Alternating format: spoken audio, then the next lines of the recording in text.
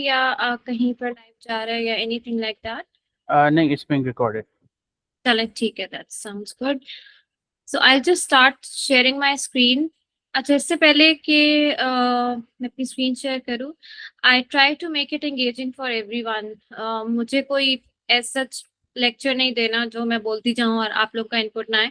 कहीं पे भी you feel like you know anything, you would like to give suggestion, please feel free to unmute and just intervene. कोई ऐसा issue नहीं है.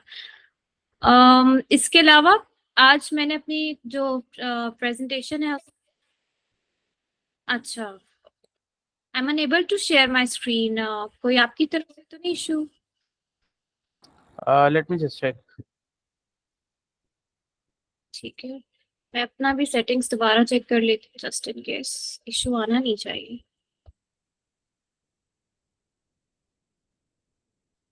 हाँ, इधर से enabled है. Just apologies for that. Let me see यहाँ क्या issue.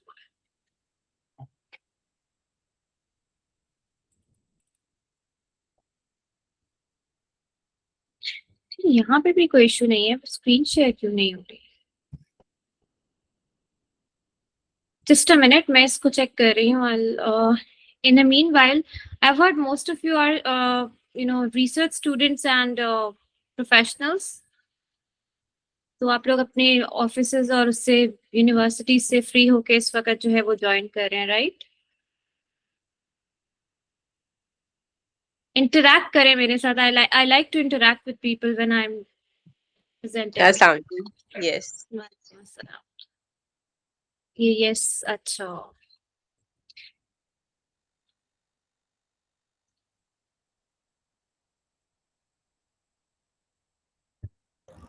Are you able to see that share button नीचे taskbar में? एग्जैक्टली पहले शेयर होता है. मुझे समझ नहीं आ रहा कि ऐसा क्यों है कि ये नहीं शेयर हो रहा. जस्ट मैं अभी दोबारा उसको चेक कर रही हूँ. Okay. अभी इशू आया नहीं.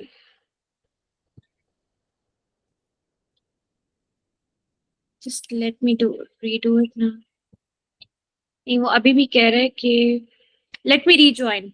Let me Sure. री Sure. Apologies.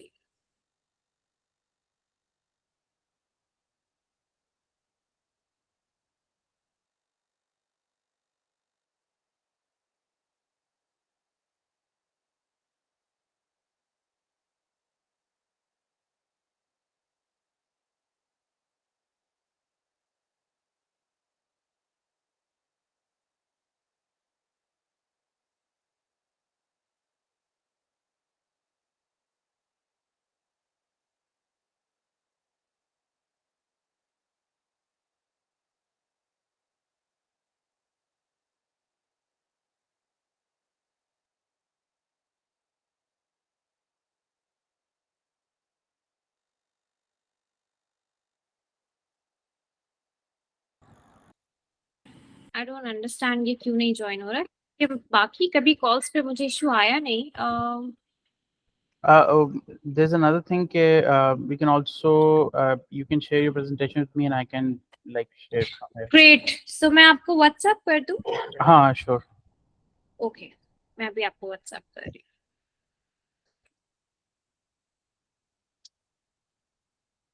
I'm really sorry, I don't understand what's the issue. हाँ, no मैंने worries. Must be a glitch. Because मैंने कल एक प्रेजेंटेशन दिया और इशू आया नहीं. सो probably technology has its cons. You never know. So I'm just sending you Mhm. over. Okay.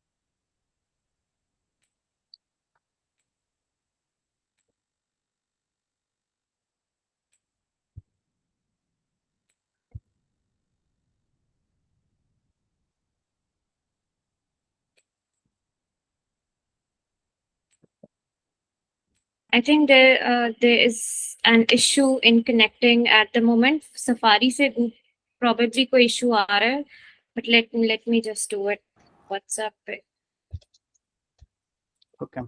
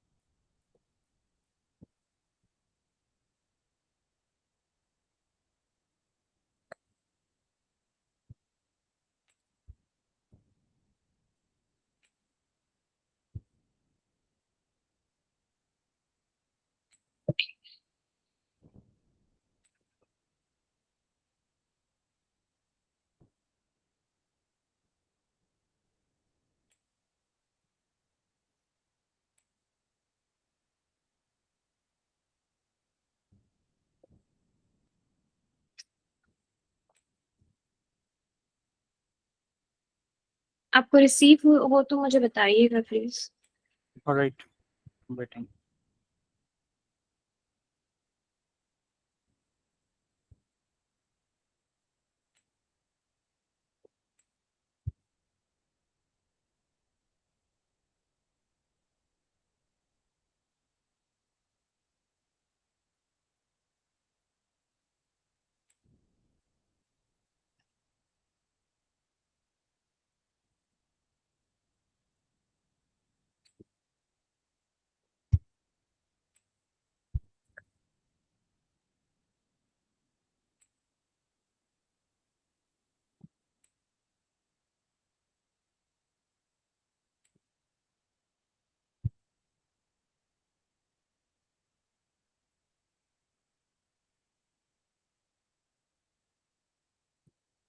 I've also put my emails in chat box क्योंकि WhatsApp पे भी अगर नहीं आती if it's slow तो you can also share it on email. I think अब आपको I don't know क्या issue है. So there must be that firewall issue. Yes. I've heard Islamabad में बहुत चल रहा है. Yes, you're absolutely right.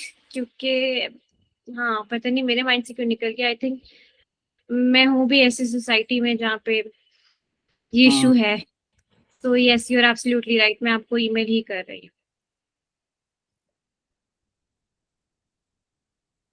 I'm really sorry. I mean, this is something that I did not expect, at least. Well, it's Pakistan after all. Of course, yeah. Yes, it's attached now. Really.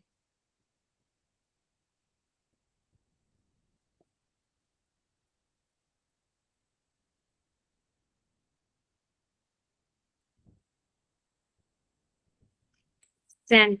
मैंने without subject ही आपको send कर दी है. Okay.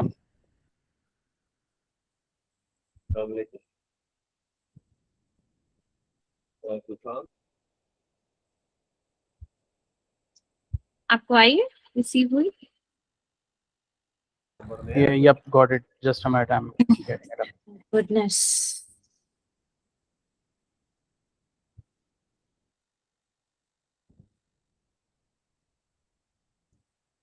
All right. In the meanwhile, I'm really sorry, everyone. So ये technology का glitch है जो कि out of control है. आई मीन कभी चलता है कभी नहीं. आजकल जो सिचुएशन हुई हुई है with WhatsApp and everything. Thanks for the reminder दो. सो इन द मीनवाइल मैं स्टार्ट करूंगी. पहले तो ये कि decarbonization, it has different technical aspects attached to it. जरूरी नहीं है कि कि आप लोगों को सारे पता हो या हम सब के लिए सारे एस्पेक्ट्स डिकार्बनाइजेशन के यूजफुल हों. It's not important. So it depends on where we are based in and हमारे अपने कंट्री के गोल्स क्या हैं, देन एज एन ऑर्गेनाइजेशन क्या गोल्स हैं, फिर एज एन इंडिविजुअल हमारे क्या गोल्स हैं. तो सबसे पहले तो डिकार्बनाइजेशन से आपके माइंड में क्या एस्पेक्ट आता है, क्या चीज आती है, मुझे कोई बताएगा? बेशक आप चैट बॉक्स में बता दें मुझे, I can read your comments. ये डीकार्बनाइजेशन का क्या आपके जी तलहा बताइए। ताहा अस्सलाम वालेकुम। अच्छा, डीकार्बोनाइजेशन से जो चीज़ मेरे जहन में आती है वो ये कि हमें जो कार्बन एमिशन है उसे कम करना है। अब वो जो है इंडस्ट्रियल लेवल पे भी करना है, वो इंडिविजुअल लेवल पे भी करना है, वो म्यूनिसिपल लेवल पे भी करना है, या जितने भी लेवल्स हैं गवर्नमेंट लेवल पे भी करना है। आपको ऐसे, अगर आप इंडस्ट्री की बात करें तो आपको ऐसे प्रोसेसेस पे जाना है या ऐसे एनर्जी सोर्सेस पे आना है जो कि कार्बन कन्वर्ट करें, या आपके जो भी जीएचजी काउंटिंग गैसेस हैं बेसिकली, क्योंकि आप कार्बन फुटप्रिंटिंग जब कर रहे होते हैं तो तमाम गैसेस को, जो कि 6-7 गैसेस हैं जीएचजी वाली, और उनको कार्बन की टर्म्स में, कार्बन डाइऑक्साइड इक्विवेलेंट में आप अकाउंट कर रहे होते हैं। तो कोई भी ऐसे प्रोसेसेस जो कि इंडस्ट्री में है, इसी तरीके से आपका पर्सनल लाइफस्टाइल जो है उसमें कार्बन फुटप्रिंट को कम से कम प्रोड्यूस करना, ये बेसिकली डीकार्बनाइजेशन है। फिर इसमें एक बहुत बड़ा पार्ट सप्लाई चेन का है, तो सप्लाई चेन डीकार्बनाइजेशन है। इस तरह के और बहुत सारे कॉन्सेप्ट्स हैं। राइट जी, एब्सोल्युटली आपने बिल्कुल सही पॉइंट आउट किया है। कार्बन एमिशंस को रिड्यूस करना at industrial level, supply chain है, हमारी वैल्यू चेन है, वो इंडस्ट्री से रेलेवेंट जो है, उसमें जो उसको रिडक्शन है, basically D carb means carbon dioxide या जो हमारी ग्रीन हाउस गैसेस हैं जिनकी वजह से क्लाइमेट चेंज हो रहा है, उनको हम कैसे रिड्यूस कर सकते हैं। बिल्कुल अरूबा, मरियम, खदीजा, आई थिंक आप सब ने एक एक एस्पेक्ट, एक एक पाथवे जो है वो यहाँ पे मेंशन किया है ऑफ डीकार्बनाइजेशन। अब मसला ये है कि हम decarbonisation, it's a buzzword now, और इसका थोड़ा बैकग्राउंड हमें असेस करना है। आप सब डेफिनेटली पता है क्लाइमेट चेंज क्या है क्या नहीं, लेकिन ये शुरुआत किससे हुई हमें वो देखना है। It was all the industrial revolution, right. So जो इंडस्ट्रियल रेवोल्यूशन थी, जिसमें दैट वाज अनचेक्ड रेवोल्यूशन, कहा तो जाता है रेवोल्यूशन थी, बट वो रेवोल्यूशन से ज्यादा डेवस्टेशन हो गई for the future of the planet. So it has like उसके फार रीचिंग इम्पैक्ट्स, आउटकम्स वो देखे ही नहीं जिन्होंने वो इंडस्ट्रियल रेवोल्यूशन में, जब वो लोग उसकी इंतहा को पहुंच रहे थे। हालांकि तब भी कुछ इम्पैक्ट्स हो रहे थे, but no one bothered. All that matter at that time was money, right, moving ahead of everyone. So वो रेस लगी हुई थी जिसमें आपके ये वेस्टर्न डेवलप कंट्रीज जो आज हमें दिखते हैं, रिच कंट्रीज दिखते हैं, या हम क्लाइमेट की टर्म्स में उनको ग्लोबल नॉर्थ भी कहते हैं। तो ये जो ग्लोबल नॉर्थ है, इन्होंने जब इंडस्ट्री रेवोल्यूशन की तो कोयला, फॉसिल फ्यूल्स, ये सब दबा के इस्तेमाल किया, एक्सट्रैक्ट किया, इस्तेमाल किया, बेधड़क होकर इस्तेमाल किया। देयर वाज नो सैंक्शन, कोई पॉलिसी, कोई रोकने टोकने वाला नहीं था। हम जो है वो तब खुद ही अपने बॉस थे, अपने वो कहते हैं खुदा भी हम खुद थे, और सजाएं जजाएं सब हम खुद करते थे।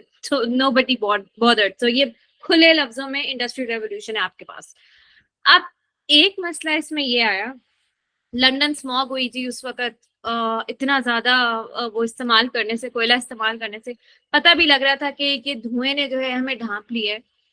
लेकिन अब क्या किया जाए, कोई फर्क नहीं पड़ा। कितने लोग मरे, कितने और वाकयात हुए, इतने बड़े बड़े इंसिडेंट्स हुए, एसिड रेन होना शुरू हो गई। लिटरली जो मार्बल स्ट्रक्चर्स थे जो बने हुए थे वो मेल्ट होना शुरू हो गए, कोरोड हो गया, मतलब इतना जंग लगना शुरू हो गया। पता लग रहा था बारिश में तेजाब मिला हुआ है, बट क्यों मिला हुआ है वो भी पता था, बट उस वक्त किसी को परवाह नहीं। सो उस वक्त परवाह नहीं थी, लेकिन अब परवाह होना शुरू हो गई जब पता लगा कि दूसरे ममालिक भी इस तरफ आना शुरू हो गए। अब तो परवाह करनी पड़ेगी। That's one aspect of climate justice. ये सारा एक्सप्लेन करने से पहले, I am an environmentalist. I am a hardcore environmentalist. मैं 2013 से इन्वायरमेंट के अलावा मैंने कुछ नहीं पढ़ा, इन्वायरमेंट के अलावा मैंने कुछ नहीं बोला। मेरा BS MS PhD सब इसमें। तो जब मैं क्लाइमेट को आपको एक्सप्लेन करूंगी, वो एक environmentalist होने के साथ साथ एक somebody who is living in a global south and also somebody who has seen how corporations work. थोड़ा बहुत आप सबसे बहुत कम होगा एक्सपीरियंस जो है कॉर्पोरेशंस के साथ, वो देखा है, तो उसके पर्सपेक्टिव में मैं बात करूंगी। तो जब ये सारी इंडस्ट्रियल रेवोल्यूशन हो गई, उसके बाद जब वार्निंग आना शुरू हो गई जी, ग्रुप ऑफ साइंटिस्ट इकट्ठे हुए IPCC में, जिसको आप inter governmental panel on climate change कहते हैं, उन्होंने कह दिया कि भाई climate change, green house gas phenomena naturally तो हो रहा था, लेकिन वो एक सर्टेन पेस पे हो रहा था। ग्रीन हाउस गैस फिनोमेना आप लोगों ने तो तेज कर दिया। पहले तो वो नेचुरली हो रहा था, भी हमें पता था कितने 100-200 साल तक हम लोग जो हैं क्लाइमेट हमारा ऐसे ही रहेगा और हम सही जिंदगी गुजार, आप लोग तो उसको अगले 50 सालों पर ले आए हो कि वो उतनी जल्दी हो। उससे तो ये बड़ी बीमारियां, ये आबी माहौलियाती आलूदगी और ये तगयुराती तब्दीली, whatever you name it, and you know they started writing that down. And then at that time वो वार्निंग्स इशू हुई तो उन्होंने सोचा नहीं ये तो मसला है। तब भी हमारे ग्लोबल नॉर्थ ने नहीं सोचा, तब भी इधर उधर के ममालिक ने सोचा कि ये तो कुछ इशू है। फिर बात शुरू हुई, फोरम बना जी, United Nation framework convention on climate change बनाया गया। फिर डिसाइड हुआ कि नहीं ये तो बहुत बड़े लेवल का मसला है, तो ये ममालिक के जो हेड्स है ना उनको इकट्ठा जाए, तो कॉन्फ्रेंस ऑफ पार्टीज जिसको आप कॉप कहते हो उस पे बात उस वो लॉन्च हुआ जी कि इस पे हम बात करेंगे। फिर असेसमेंट रिपोर्ट्स निकालना शुरू की आईपीसीसी ने कि हम हर साल या हर कुछ अरसे बाद based on the developments and record and data and future projections हम एक रिपोर्ट निकालेंगे ताकि दुनिया को आगाही दें कि क्या मसला हो रहा है, आप जो इतनी इंडस्ट्रियलाइजेशन कर दी है इसको कैसे कंट्रोल। आपका क्योटो प्रोटोकॉल आ गया। क्योटो प्रोटोकॉल जब आया, क्योटो प्रोटोकॉल इसीलिए जरूरी है यहाँ पे मैं बात कर रही हूँ जिसकी वजह से ये दुनिया में डिवाइड का पता चला कि ग्लोबल नॉर्थ कौन है और ग्लोबल साउथ कौन। क्योटो प्रोटोकॉल में ये कहा गया कि ये जो आपके आम लफ्जों में कि ये जो आपके अमीर ममालिक हैं जिन्होंने इंडस्ट्रियलाइजेशन की है, ये जो डेवलपिंग कंट्रीज हैं उनको जाहिर है रोकना है कि वो उस राह पे ना चलें जिस राह पे हम चले थे। कि अगर हम रोकेंगे तो वो तो फिर अमीर कैसे होंगे, वो तो बड़ा मसला है। तो चलो उनको उनकी डेवलपमेंट को सपोर्ट करने के लिए अमीर ममालिक जो है वो गरीब ममालिक को पैसे शैसे देंगे, थोड़ा सपोर्ट करेंगे। उस पे तो कुछ मुल्क ममालिक तब कहे कि ये क्या तरीका है, हमने तो नहीं। खैर वो कंट्रोवर्शियल बन गया क्योटो प्रोटोकॉल। और भी वजूहात थी, लेकिन आपके जो बड़े जाइंट्स हैं ये कनाडा, ये बाकी यूरोपियन कंट्रीज कुछ, उन्होंने कह दिया नहीं जी हम तो किसी हम पे कोई जिम्मेदारी नहीं है, डेवलपमेंट हमारा हक थी। लेकिन हाँ ये जो ग्लोबल साउथ है ना ये डेवलपमेंट नहीं कर सकता क्योंकि ये तो तबाही करेंगे। So this is how climate negotiations happened, this is how Paris agreement में सब एग्री किए, बाद में अमेरिका बैकआउट कर गया, फिर अगर ट्रम्प आ गया तो फिर बैकआउट कर देगा। सो ये होता है। तो बेसिकली ना ये एक हेजमनी और माइट इज राइट वाला भी थोड़ा सा सीन है। लेकिन अब इसमें एक जो बीच की राह निकालनी होती है, जो आपके बड़े बैठे हुए हैं जो कॉप भी करवाते हैं हर साल, जो साइंसदान बैठे हैं, बीच की राह कैसे निकालें कि इस चीज को रोका जाए। तो उसमें से जो बीच की राह एक निकली है वो है decarbonisation. So sorry for the longest background but it was important कि हम इसका थोड़ा बैकग्राउंड अंडरस्टैंड करें। नेक्स्ट कीजिएगा please. Sorry I have to bother you again and again. Thank you. So I will keep it less technical today and more technical in the next 2 days. तो just ये brief सा आपके पास है कि importance इसकी क्या है मिटिगेशन में। क्लाइमेट मिटिगेशन का एफर्ट है। आपको पता है क्लाइमेट में 2 टर्म्स हैं, एडेप्टेशन, मिटिगेशन। बूट कैंप में आप लोग लर्न कर चुके होंगे बहुत सी ऐसी चीजों को, बट दिस इज मिटिगेशन है कि हमें क्लाइमेट के जो इम्पैक्ट है, क्राइसिस है, उसको रिड्यूस कैसे करना है। ग्रीन हाउस गैस एमिशंस को आम फहम लफ्जों में कि जो जिस चीज से आपकी green house gas emission reduce होती हैं या कंट्रोल होती हैं, दैट इज मिटिगेशन। की स्ट्रेटजीज जो जनरली दुनिया में चल रही हैं आजकल, कार्बन कैप्चर एंड स्टोरेज की बहुत बात हो रही है, सीसीज और इलेक्ट्रिफिकेशन प्रोसेसेस की, न्यू बिजनेस मॉडल्स आ रहे हैं जिसमें सर्कुलर इकोनॉमी एक मॉडल है, क्लाइमेट न्यूट्रलिटी या नेट जीरो की बातें बहुत हो रही हैं। ये कुछ आपकी स्ट्रेटजीज हैं, सेक्टर स्पेसिफिक अप्रोचेस। अब focus on cement, energy intensive industries and food production. जाहिर है आपकी जो इंडस्ट्री जो ज्यादा एनर्जी इंटेंसिव है, जिसको आप कहते हैं हार्ड टू अबेट सेक्टर्स, अब वो they no longer hard to abate anyways, but जो ज्यादा आपकी एनर्जी खींचती हैं, जो ज्यादा प्रोड्यूस करती हैं, उन पे फोकस ज्यादा किया जाए डिकार्बनाइजेशन के लिए। ब्रॉडर अप्रोच, अब ब्रॉडर अप्रोच में energy efficiency, socio technical shift, इस पे थोड़ी बात करेंगे, पॉलिसी एंगल पे, और ग्लोबल क्लाइमेट पॉलिसी से क्या लिंक है। मैं बहुत ज्यादा पॉलिसी नहीं खेलूंगी, मैं जेनेरिकली आप लोगों को बताऊंगी, क्योंकि ये डिकार्बनाइजेशन के लिए अगर आपको रेगुलेशंस का आइडिया नहीं है, प्रोटोकॉल्स का आइडिया नहीं है, तो इंडस्ट्रीज डिकार्बनाइजेशन की तरफ जितनी भी कोशिश कर लें कंसल्टेंट्स के साथ या जिधर मर्जी से, वो आपकी जब रेगुलेशंस में नहीं आएगा, आईपीसीसी के प्रोटोकॉल्स के अकॉर्डिंग नहीं होगा, तो दैट्स यूजलेस। नेक्स्ट कीजिएगा please. So this is more or less what's happening. ये 2020 का डेटा है, industries contribution to global carbon dioxide emissions. अब जाहिर है कार्बन डाइऑक्साइड, अभी एक चीज और समझें इधर कि ग्लोबल ग्रीन हाउस गैस में सिर्फ कार्बन डाइऑक्साइड नहीं है, उसमें मीथेन भी है। और अभी कार्बन डाइऑक्साइड पिछले एक डेकेड से कार्बन कार्बन हो रहा है, अब आगे मीथेन मीथेन होगा, क्योंकि वो भी ग्रीन हाउस गैस है। ग्रीन हाउस गैस करती क्या है, ब्लैंकेट फॉर्म कर लेती है ऊपर, जिसकी वजह से जो सूरज की छाएं हैं वो जब ज़ाहिर रिफ्लेक्शन होती है जमीन को टच करती हैं तो वापस जाती हैं। ग्रीन हाउस गैस के ब्लैंकेट की वजह से वो वापस नहीं जा सकती, बल्कि आधे रास्ते से फिर से रिफ्लेक्ट होकर ट्रैप होकर वापस जमीन पर आ जाती हैं, उससे वार्मिंग होती है, राइट। सो कार्बन डाइऑक्साइड बहुत ज्यादा मौजूद है, एक्सटेंसिव है, इसलिए इसका जिक्र ज्यादा होता है। But then there is methane also, there are volatile organic carbons, there are other gases also, aerosols भी होते हैं, so that's another physical science aspect। जैसे कूलिंग, ग्लोबल कूलिंग का इफेक्ट भी होता है, ग्लोबल वार्मिंग का जिक्र है, बट ग्लोबल कूलिंग भी जो है इट्स अ कंट्रीब्यूशन फैक्टर। सो यहाँ पे हम कार्बन डाइऑक्साइड का ब्लैंकेट अभी तक देख रहे हैं, अगले कुछ सालों में आपको चार्ट में मीथेन भी नजर आना शुरू हो जाएगा कार्बन से ज्यादा। एनीवेज फॉर नाउ ये जो एनर्जी इंटेंसिव सेक्टर्स हैं उसमें utility, heat and electricity for non industry. अब आप हमेशा याद रखें कि जो भी इंडस्ट्री हीट ज्यादा प्रोड्यूस कर रही है, they are going to be producing more GHG emissions। जाहिर है हीट इंटेंसिव का मतलब है ज्यादा एनर्जी और ज्यादा emissions। then we have transport, we have production for industry, direct energy sector में आपका सीमेंट है, स्टील है, एल्यूमिनियम है, fossil fuel production on use, buildings, shipping, aviation, agriculture and forestry. मजे की बात है कि पूरी दुनिया में एग्रीकल्चर फॉरेस्ट्री एमिशंस उतनी नहीं है, कम है। पाकिस्तान में हाईएस्ट एमिटिंग सेक्टर है ये एग्रीकल्चर, यानी इन कॉन्टेक्स्ट ऑफ अगर आप GHG इन्वेंट्री प्रोटोकॉल देखें और उसके कॉन्टेक्स्ट में मैक्सिमम एमिशंस ओवरऑल प्रोसेसेस से कहाँ से आती हैं, दैट्स एग्रीकल्चर, एनर्जी से ज्यादा फिलहाल। नेक्स्ट कीजिएगा please. You're free to intervene any time, ठीक है, कोई मसला नहीं है। Why industrial decarbonization is needed?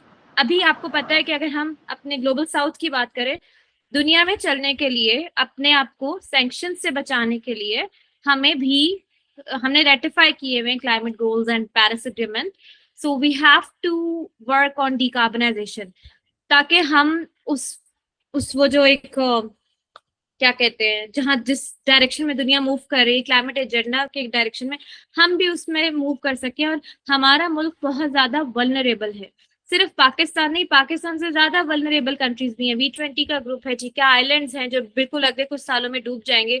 सबको डिकार्बनाइजेशन करने की जरूरत है, हर जगह इंडस्ट्रीज लगती हैं, तो they need to decarbonise to reduce the impacts of climate change, right. अब the climate imperative, industries like cement and steel are major GHG emitters. Urgent need to reduce the industrial carbon footprint due to its significant environment impact. सबसे maximum production, और आपके अभी मैं आगे chart भी दिखाऊंगी, जो फॉसिल फ्यूल्स में जो सेकंड नंबर पे सबसे ज्यादा हाईएस्ट एमिटर है वो सीमेंट सेक्टर है, इसलिए इसमें डिकार्बनाइजेशन की बात बहुत ज्यादा होती है। Then this steel, aluminium, then इसमें आपका फूड इंडस्ट्री भी आ जाती है, इस तरह के एथिलीन प्रोडक्शन आ जाती है। So these are hard to abate, but they are no longer hard to abate. Alignment with goals, of course, Paris Agreement और Sustainable Development Goals। अभी मजे की बात ये है कि 2030 में तो SDGs एजेंडा खत्म हो जाएगा, और फिर क्या होगा, फिर दोबारा एक और एजेंडा आएगा जिसको हमें फॉलो करना है। सो ना हम SDGs पूरे कर पा रहे हैं, ना वो agenda, so we have to find a middle way. की स्ट्रैटेजीज क्या होंगी? क्लिंक, जैसे सीमेंट की बात हो रही है, सीमेंट का पूरा प्रोसेस होता है जिसमें सबसे ज्यादा जो एनर्जी लगती है ना, वो क्लिंकर फॉर्मेशन में लगती है सीमेंट इंडस्ट्री में। Implementing energy efficiency measures like electrification and low carbon fuels, overall आपके ट्रांसपोर्ट सेक्टर में भी, आपकी बाकी इंडस्ट्री सेक्टर में भी एनर्जी एफिशिएंसी लगाने की जरूरत है। Collaboration among industry, of course nothing is possible without collaboration, और जब तक आपकी इंडस्ट्री, एकेडेमिया और गवर्नमेंट सेम पेज पर नहीं होते, नथिंग इज पॉसिबल, डिकार्बनाइजेशन नहीं हो सकती। Next please. अच्छा, सॉरी आपने इजाजत दी तो मैं इंटरप्ट कर रहा हूँ। मैं कह रहा था कि जैसे आपने बात की मीथेन की, तो उसमें पाकिस्तान तो ग्लोबल मीथेन प्लेज में है, और उसमें मेरे ख्याल से 30 और कंट्रीज में पाकिस्तान। मैं कह रहा हूँ जी, आई एम ऑडिबल? जी, मैं नाउ ये यू कह आर रहा था ऑडिबल। कि आपने जी जी, आपने मीथेन की बात की, तो मीथेन में तो हमने ग्लोबल मीथेन प्लेज में हम सिग्नेटरी हैं आई गेस, जी, ग्लोबल 2021 में जो मीथेन लॉन्च हुआ प्लेज था की। COP 26 में। दूसरी बात ये हम्म। कि आपने अभी इंडस्ट्रीज की बात की, तो मैंने क्योंकि टेक्सटाइल में इससे पहले काम किया है, अभी तो मैं करंटली फार्मास्यूटिकल में हूँ। जितनी भी हमारी एफर्ट्स होती हैं जो मैंने देखी हैं, जितने भी इंस्टीट्यूशंस हैं ऑलमोस्ट सबकी, वो बेसिकली टेक्सटाइल डिकार्बनाइजेशन को लेके हो रही होती हैं।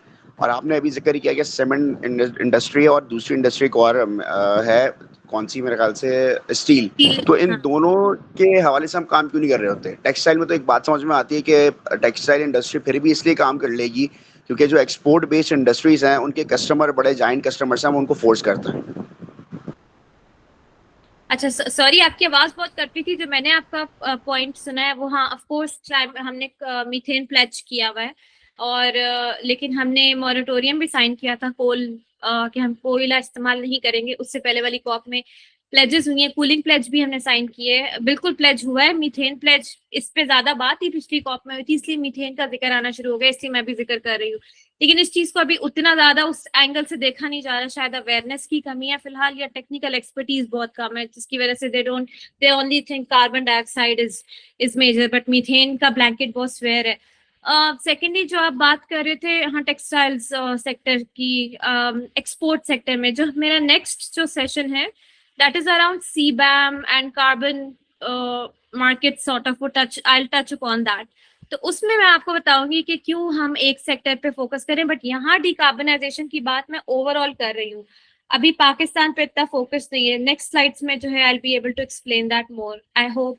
यही यही आपकी बात थी, बीच में आवाज बहुत करती थी, मुझे समझ नहीं आई। So next please. Climate agenda.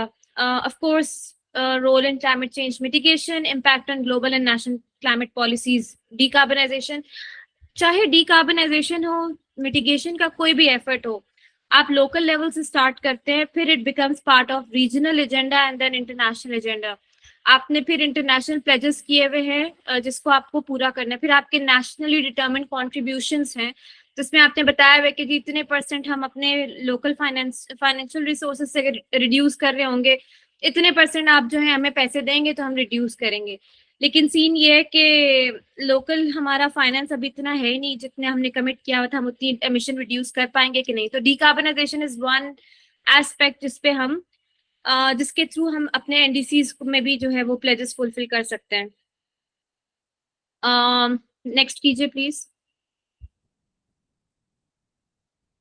अब देखिए, मसला क्या है कि डिकार्बनाइजेशन को इतना ज्यादा अभी क्यों बोला जा रहा है, क्योंकि इंटरनेशनल लेवल पे अभी जो आपकी COP 29 भी आ रही है, this is one of the agendas for this year's COP as well, because industrial output is projected to grow until 2050। 2050 तक जितने हमारे ममालिक हैं, एक हमें टाइम फ्रेम मिला हुआ है। अच्छा, कुछ की कमिटमेंट्स पहले की हैं, कुछ की 2030 तक है, कुछ की, लेकिन अभी 2050 तक कह दिया गया है कि आप एमिशन रिडक्शन करें, 2030 तक पीक करें, 2030 के बाद आप 2050 तक बिल्कुल रिड्यूस करें, 50 के बाद आप टोटल नेट जीरो या डिकार्बनाइजेशन फ्रेमवर्क पर आ जाए।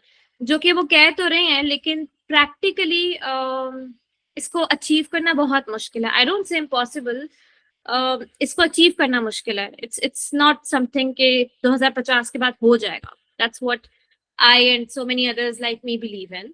सो पेरिस एग्रीमेंट में हमने ये बात की हुई है। Agreement among 195 UN member states में हुआ था जी, हमें लिमिट करना है अपना टेम्परेचर जो है वो 2 डिग्री से ऊपर बढ़ जाएगा, तो हमें 1.5 डिग्री तक लिमिट करने की जरूरत है। और उसको लिमिट कैसे कर सकते हैं? डिफरेंट अडेप्टेशन मिटिगेशन एफर्ट्स के साथ रिजिलियंस बिल्ड करनी है। तो अडेप्टेशन मिटिगेशन एफर्ट्स में decarbonisation is one of the mitigation efforts जिसको देखा जा रहा है, क्योंकि achieving these goals would require an 80 to 95% reduction of GHG emissions by 2050 as compared to 1990s levels। 1990 हमारा बेंचमार्क है जो पेरिस एग्रीमेंट ने सेट किया हुआ है। अब लेटेस्ट रिपोर्ट जो IPCC की आई थी, that was 6th assessment report, उसमें कहा गया जी कि green house gas emission must peak bye 2025। ये जो 2050 वाली बात है ना, ये IPCC की डिफरेंट रिपोर्ट्स होती हैं। एक होती है असेसमेंट रिपोर्ट, इसके अलावा वो बीच में सेक्टोरल रिपोर्ट्स निकालते हैं। जो हमारी असेसमेंट 5 रिपोर्ट थी, उसमें 2050 तक का टाइम फ्रेम दिया गया, जो कि ममालिक ने कहा हाँ एक्सेप्टेबल है, ठीक है। लेकिन अभी जो क्लाइमेट इमरजेंसी की सिचुएशन चल रही है, उस पे कह दिया गया नहीं 2050 नहीं 2025 में तक लिमिट करें आप, 2030 भी नहीं 2025 में लिमिट करें, उसके बाद आप डिकार्बनाइजेशन पे चले जाएं, वरना तो we are in a state of emergency, there is doom, there is nothing, no hope for the planet. ये वार्निंग है आईपीसीसी की 6th असेसमेंट रिपोर्ट में, ये वार्निंग। और अभी 7th असेसमेंट रिपोर्ट जो है वो 2024 के एंड में या 25 में रिलीज होगी, नेक्स्ट ईयर प्रोबेबली। उसमें फिर देखे क्या नई वार्निंग आती है, पर फिलहाल हमें कहा गया नहीं 2030 नहीं 2050 तो पता नहीं हम रहते हैं कि नहीं, 2025 तक लिमिट करें। Cement, steel, ammonia and ethylene, ये वो इंडस्ट्रीज हैं जो मैक्सिमम पूरी दुनिया में जो global green house gas emissions में इनकी कंट्रीब्यूशन है वो ऑलमोस्ट 45% है। इसीलिए हम इन सेक्टर्स की बात ज्यादा करते हैं कि इनको रिड्यूस करना है, बाकी भी करना है, अच्छी बात है आप करें, लेकिन इनको पहले रिड्यूस करना है, दिस द इशू। और ये डिकार्बनाइजेशन जरूरी नहीं कि एक ही पाथवे और एक ही तरीका है सारे ममालिक उसको फॉलो, नहीं।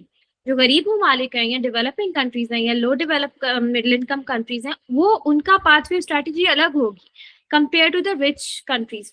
हमारे जैसा मुल्क सीसीयूज पे नहीं जा सकता, अभी पैसे ही नहीं है, टेक्निकल कैपेसिटी नहीं है, वो प्लानिंग ही नहीं है एनर्जी की, हम नहीं जा सकते, इट्स नॉट पॉसिबल। हमें कोई और स्ट्रेटेजी अप्लाई करनी होगी। I talk about that next please. इसको सबसे पहले समझने के लिए ये मैंने एक ब्रेक डाउन किया है कि आप डिकार्बनाइजेशन से पहले आपको इंडस्ट्रियल एमिशंस को समझना है। पहले तो इंडस्ट्रियल एमिशंस क्या है? ये पोल्यूटेंट्स हैं जिसमें carbon dioxide, NOx and SOx, sulphur dioxide, nitrogen oxides, particulate matters, ये जो है ये रिलीज होते हैं एनवायरनमेंट में through different industrial activities, right. कोई भी इंडस्ट्री लगी हुई है, सीमेंट लगी हुई है, वो जो हवा में जो भी धुआं निकल रहा है उसमें ये सारे पोल्यूटेंट्स हैं, वो मिलके आपके जीएम इंडस्ट्रियल एमिशंस बनाते हैं। सॉरी, तकरीबन 45% of industries carbon dioxide emission result from the manufacturing of cement, steel, ये मैंने आगे ब्रेक डाउन दिया हुआ है, अमोनिया एंड एथिलीन, जो मैंने पीछे बताया था उसका ब्रेक डाउन है ये आप लोग देख सकते हैं। गीगाटन कार्बन डाइऑक्साइड इक्विवेलेंट में सीमेंट 3, स्टील उससे कम है, अमोनिया 0.5 एंड एथिलीन 0.2। ग्लोबल है ये break down, not particular to any country. Next please. I don't know ये आप लोगों को नजर आ रहा है या नहीं। हाँ, it's visible. So global green house gas emissions by sector, ये आई थिंक दिस इज 2016 का ये कैलकुलेट हुआ है।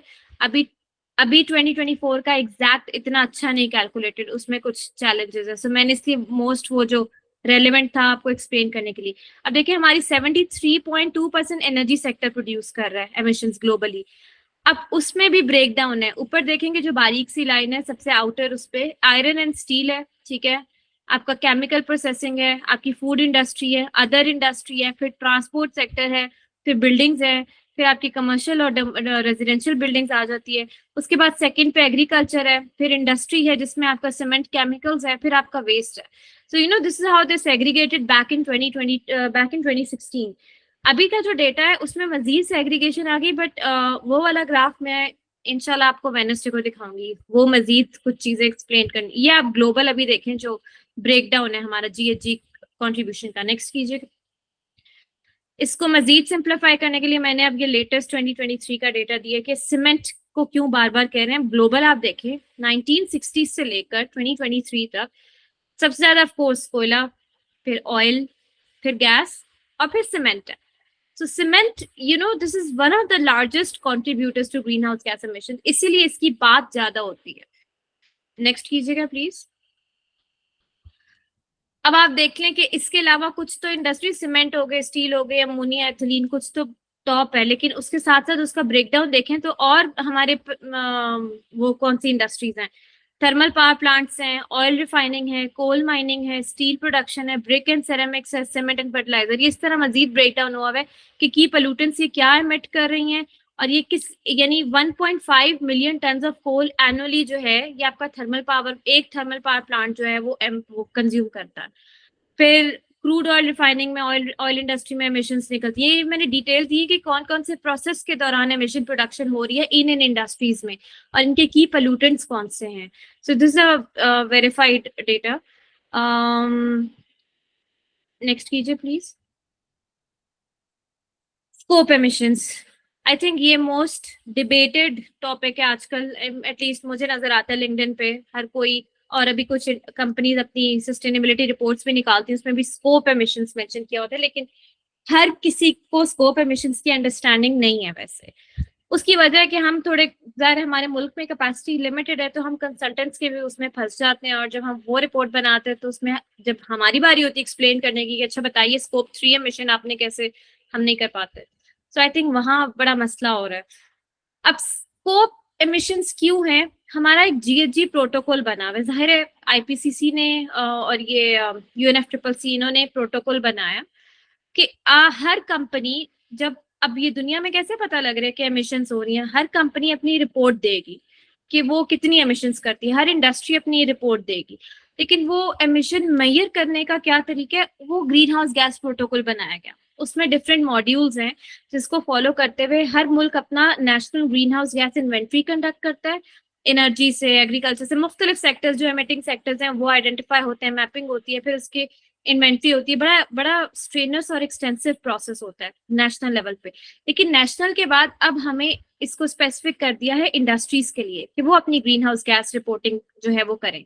और अब क्योंकि कार्बन मार्केट्स की भी बहुत बात हो रही है, तो without this report carbon markets की तरफ भी आप नहीं जा सकते। ग्रीन हाउस गैस इन्वेंट्री की रिपोर्ट होना बहुत जरूरी है। तो उसमें ना एमिशंस को सिंप्लीफाई करने के लिए हमने स्कोप्स में डिवाइड किया हुआ है। टाइप ऑफ एमिशंस कह लें, आपके डिफरेंट स्कोप्स हैं। स्कोप 1 से लेके स्कोप 4 तक जो है एमिशंस डिफाइन हुई है। स्कोप 1 जो आपकी डायरेक्ट एमिशंस है, डायरेक्ट जो इंडस्ट्री या कंपनी रिलीज कर रही है। फॉर एग्जाम्पल एक इंडस्ट्री लगी हुई है, यहाँ मैंने मिसाल दी है कि उसका बॉयलर चल रहा है, उस बॉयलर से जो भी एमिशंस निकल रही हैं, धुआं बाहर आ रहा है, that is direct emission, scope 1। Scope 2 ये एमिशंस है इनडायरेक्ट, लेकिन ये इतनी भी इनडायरेक्ट नहीं है, यानी ये सेकंड टू स्कोप 1 है। लाइक व्हेन द इलेक्ट्रिसिटी और energy it bias for heating and cooling buildings is being produced on it's behalf.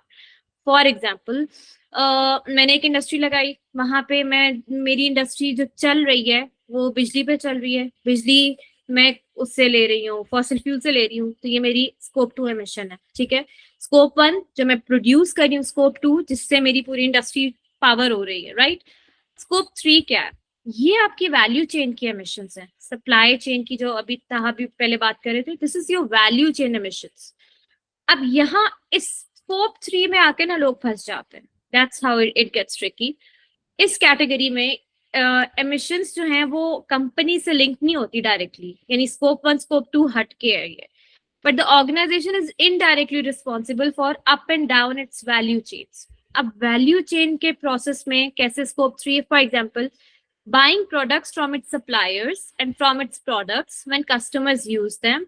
Emission wise scope 3 is nearly always the big one, यानी scope 1 और scope 2 से बड़ी है। scope 3 emissions में सारे sources included हैं जो कि scope 1 और scope 2 में भी आते हैं, which means they come from upstream and downstream activities. ये industrial terminologies हैं। अपस्ट्रीम और डाउनस्ट्रीम को हम वैल्यू चेन के लिए यूज करते हैं, प्रोडक्शन, मैन्युफैक्चरिंग, उसकी लाइफ साइकिल को एक्सप्लेन करने के लिए। जो एमिशन उसमें आ रही है वो स्कोप 3 में। फिर सोर्सिंग, आपने रॉ मटेरियल कहाँ से सोर्स किया है, like third party transportation of finished products और customer use of the product. एक कंपनी की स्कोप 3 एमिशन दूसरी कंपनी की स्कोप 1 या स्कोप 2 हो सकती है। जी बताइए। मैं ऐड कर दूं थोड़ा। आपने स्कोप 3 की बात की, जो मुझे याद पड़ रहा था, स्कोप 3 में 15 कैटेगरीज हैं, अपस्ट्रीम और डाउनस्ट्रीम, ठीक है। लेकिन मुझे जो याद पड़ता है, मैंने जीएचजी प्रोटोकॉल का जो स्टैंडर्ड स्कोप 3 के लिए था, उसमें शायद अभी इसको रिपोर्ट नहीं करना, यानी मैंने जो चीज़ पढ़ी थी, मुझे एग्जैक्टली याद नहीं है कि इसको अभी रिपोर्ट नहीं करना। हाँ, इसको अकाउंट तो करना है, लेकिन एट द मोमेंट उन्होंने रिपोर्ट करना है, वो मैंडेटरी नहीं कहा हुआ, कंपल्सरी नहीं है। उसकी वजह है हमारे मुल्क में जो हमारी national green house gas inventory बनी हुई है वो सिर्फ scope 1 and hardly on scope 2 पे है, स्कोप 3 की इन्वेंट्री ही नहीं बनी हुई। तो आप उसको रिपोर्ट कर भी देंगे तो हमारे उसमें national green house gas inventory में कैपेसिटी नहीं है, वो लिखेंगे क्या, क्योंकि वो इन्वेंट्री ही नहीं कंडक्ट हुई हुई स्कोप 3 स्कोप 4।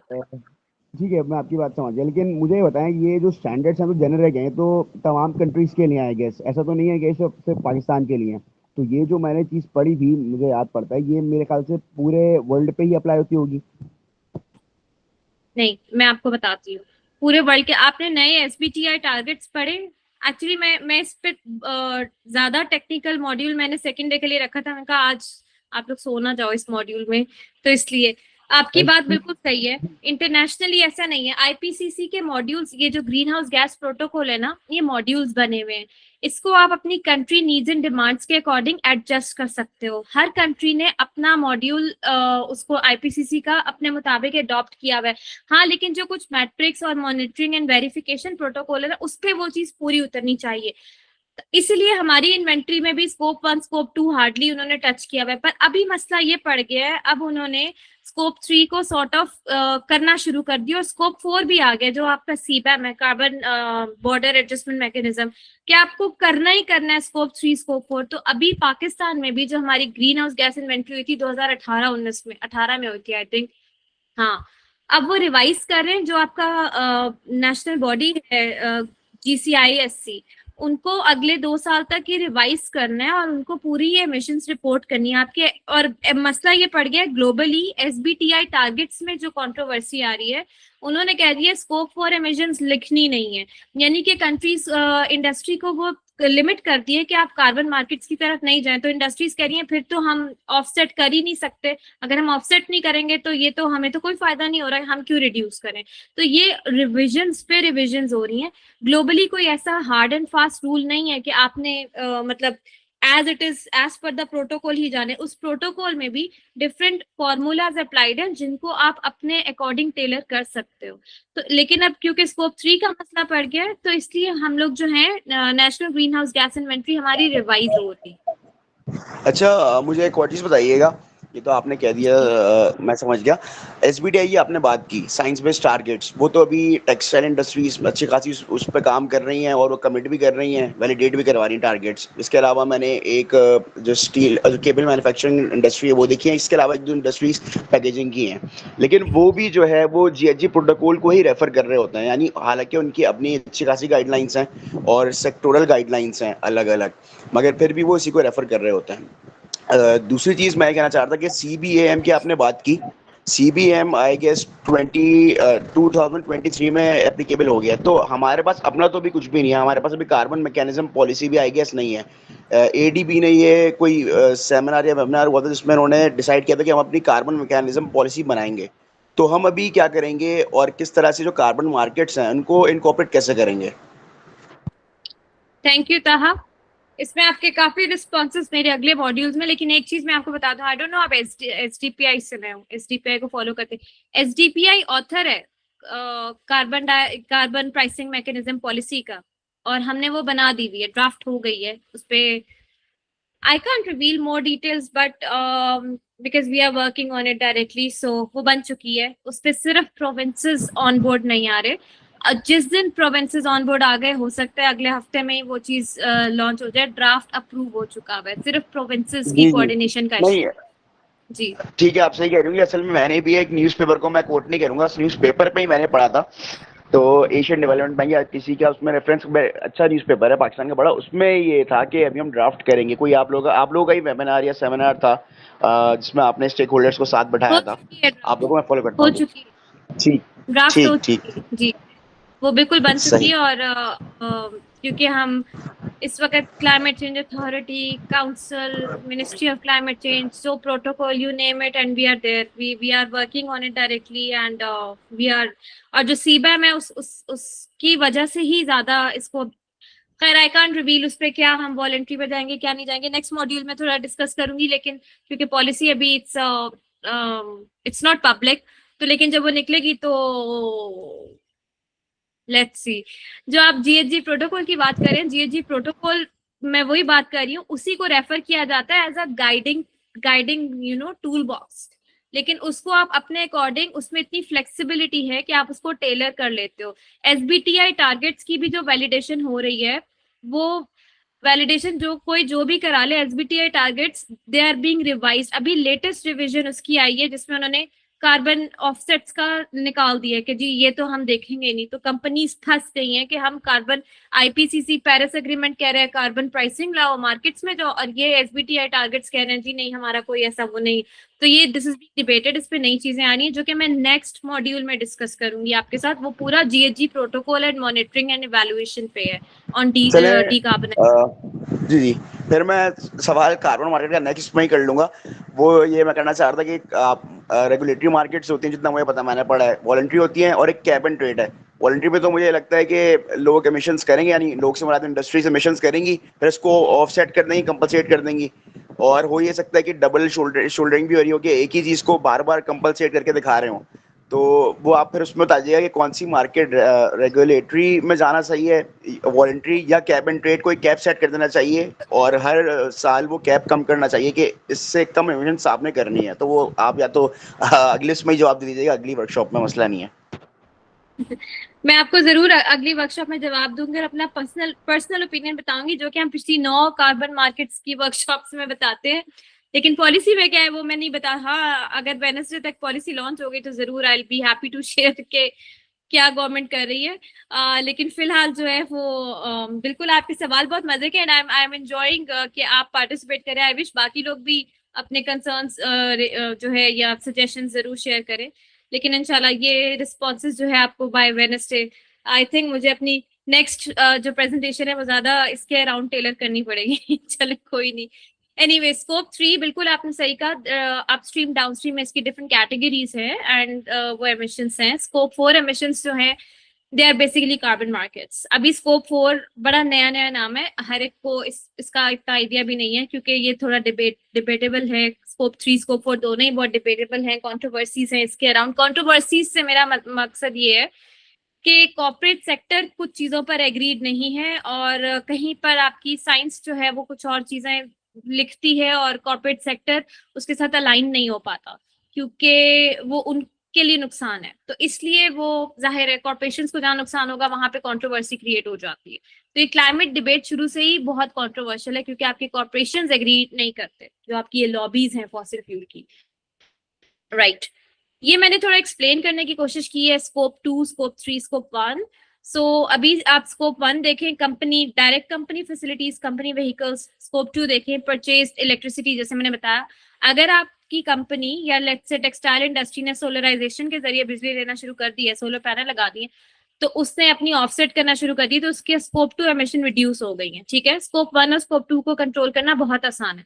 स्कोप 3 में आप देखें, क्योंकि वैल्यू चेन है, फॉर एग्जाम्पल मैं अपनी कॉर्पोरेशन का वेस्ट जो है वो जनरेट तो हो रहा है, लेकिन उसको क्या रिसाइकल कर रही हूँ, क्या डायरेक्ट मैं डंप कर रही हूँ दरियाओं में, या जैसे हमारे मुल्क में होता है, या मैंने एक प्रोडक्ट खरीदा है उसको कितना रिसाइकल किया, रीयूज किया, या उसको उसकी लाइफ साइकिल जो है उतनी नहीं है। ठीक है, और मैंने बिजनेस ट्रैवल किया, कितनी दफा जहाजों में जो सफर किया वो कंट्रीब्यूट किया उसने ग्रीन हाउस गैस एमिशन में, आपको पता है एविएशन करती है।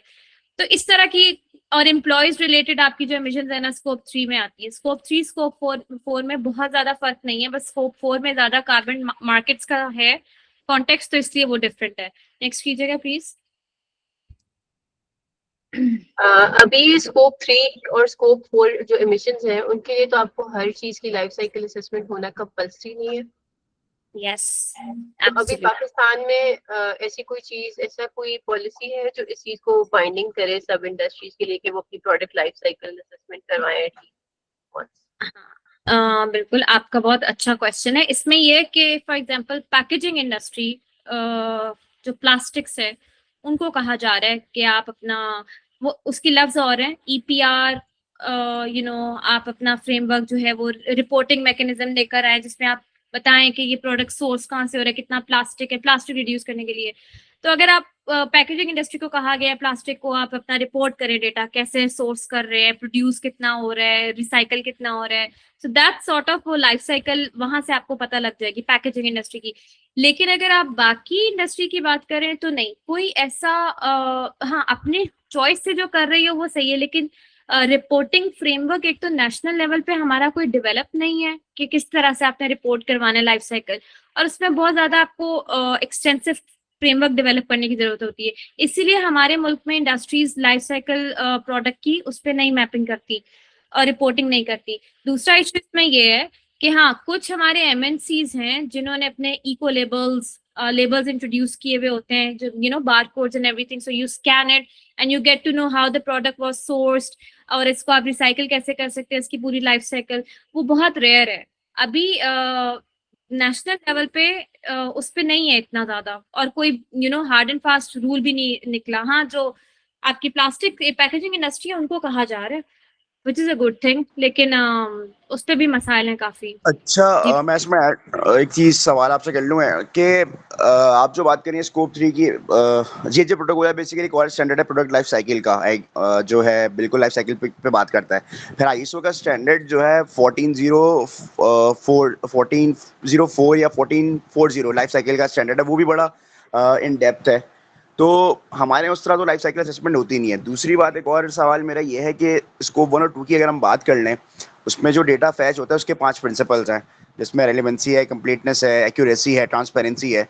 तो अगर इन प्रिंसिपल्स को हम मद्देनज़र नहीं रखते तो फ़ायदा तब भी नहीं है। अगर मैं अकाउंटिंग कर लूँ लेकिन ये तमाम 5 के 5 प्रिंसिपल्स को मैं जो है रेफ़र ना करूँ या अपनी डेटा फैचिंग में इसको इस्तेमाल ना करूँ, तो उसमें भी फ़ायदा नहीं कि मेरे पास सही एक्यूरेट डेटा आएगा ही नहीं, और मैं उसके बाद जो रिडक्शन प्लान बनाऊंगा उसका फ़ायदा नहीं होगा, क्योंकि जब मैंने उसको अकाउंट ही सही नहीं किया। तो इस चैलेंज से निकलना कैसे मुश्किल है, स्पेशली इंडस्ट्रीज़ के लिए, क्योंकि इंडस्ट्रीज़ में डेटा नहीं है, इस तरह से डेटा नहीं होता। ये मैं मेरी एक क्या कहते हैं, एक ख्याल एक्सपीरियंस है या एक मेरी एक स्टेटमेंट है। तो आप इसको बताएं कि ये जो 5 प्रिंसिपल्स हैं इस पे हमें कैसे कोप अप करना है और डेटा फैच करना है एक्यूरेट, कि जो डेटा हम जो इंडस्ट्रीज में कर रहे हैं, क्योंकि इंडस्ट्री जो डेटा छुपाती हैं वो कभी भी ये नहीं बताएंगे कि उनका फॉसिल फ्यूल से जनरेशन कितनी हो रही है। Thank you. आई थिंक ये आप बिल्कुल सही बात बता रहे हैं। This is about double accounting. Double accounting का चैलेंज है, बिल्कुल एग्जिस्ट करता है। डेटा नहीं है, डेटा ऑफ कोर्स जो लोकल डेटा है वो हमारे पास एग्जिस्ट नहीं करता, एग्जिस्ट करता भी है तो उसका कलेक्शन मेथोडोलॉजी बहुत डिफरेंट है। तो और उस पर आपके रिसोर्सेज लगते हैं, ज़ाहिर इट्स नॉट इजी। लेकिन डबल अकाउंटिंग को कैटर करने के लिए आपके पेरिस एग्रीमेंट में आर्टिकल 6, 6.1, 6.2, 6.4, 6.8 पे कुछ मैकेनिज्म है, और वो मैकेनिज्म पे इस साल COP29 में डिबेट होनी है। वो पिछले साल भी ऑन एजेंडा थी लेकिन नहीं डिबेट किया गया। इस साल that is the priority agenda जिस पर डिबेट होगी कि ये एस्पेक्ट्स, ये चैलेंजेस कैसे रिड्यूस किए जाए। मैं आपको मिसाल देती हूँ, इथोपिया में ना अभी उन्होंने अपनी ग्रीन हाइड्रोजन पॉलिसी लॉन्च की। इथोपिया, सो अफ्रीकन कंट्री की बात करी, सॉरी नमीबिया में the launch their green hydrogen policy जरूर पड़ी गई। इसके अलावा उन्होंने अपनी कार्बन मार्केट्स पॉलिसी बनाई है। उन्होंने आईपीसीसी के ये आर्टिकल 6 पेरिस एग्रीमेंट के आर्टिकल 6 को लेकर अपनी मेथोडोलॉजी डेवलप की है, जिसमें डबल अकाउंटिंग को कैसे कैटर करना है। And that's, I think, the easiest approach they have taken so far. And उसी की बेसिस पे वो अपनी कार्बन मार्केट्स को इतना ज्यादा ऊपर ले गए हैं कि स्विट्जरलैंड वाले उनके कार्बन क्रेडिट्स खरीदना शुरू हो गए, क्योंकि डबल अकाउंटिंग उन्होंने एड्रेस की है। सो अभी जो मैंने बात की ना, जीएजी प्रोटोकॉल एंड एवरीथिंग, ये फ्लेक्सिबल इसीलिए रखे जाते हैं ताकि ममालिक अपने मुताबिक उसको टेलर करें, अपनी पॉलिसीज लेकर आए और अपने मुताबिक। अभी आपकी अगर ये कार्बन प्राइसिंग पॉलिसी लॉन्च हो गई तो आपके बहुत से ऐसे प्रोटोकॉल्स हैं जो जीएजी प्रोटोकॉल से मुख्तलिफ होंगे, लेकिन क्योंकि वो आपकी कंट्री की नीड्स के अकॉर्डिंग है तो उसके मुताबिक उनको फुलफिल करना पड़ेगा। आपकी बात बिल्कुल वैलिड और सही है।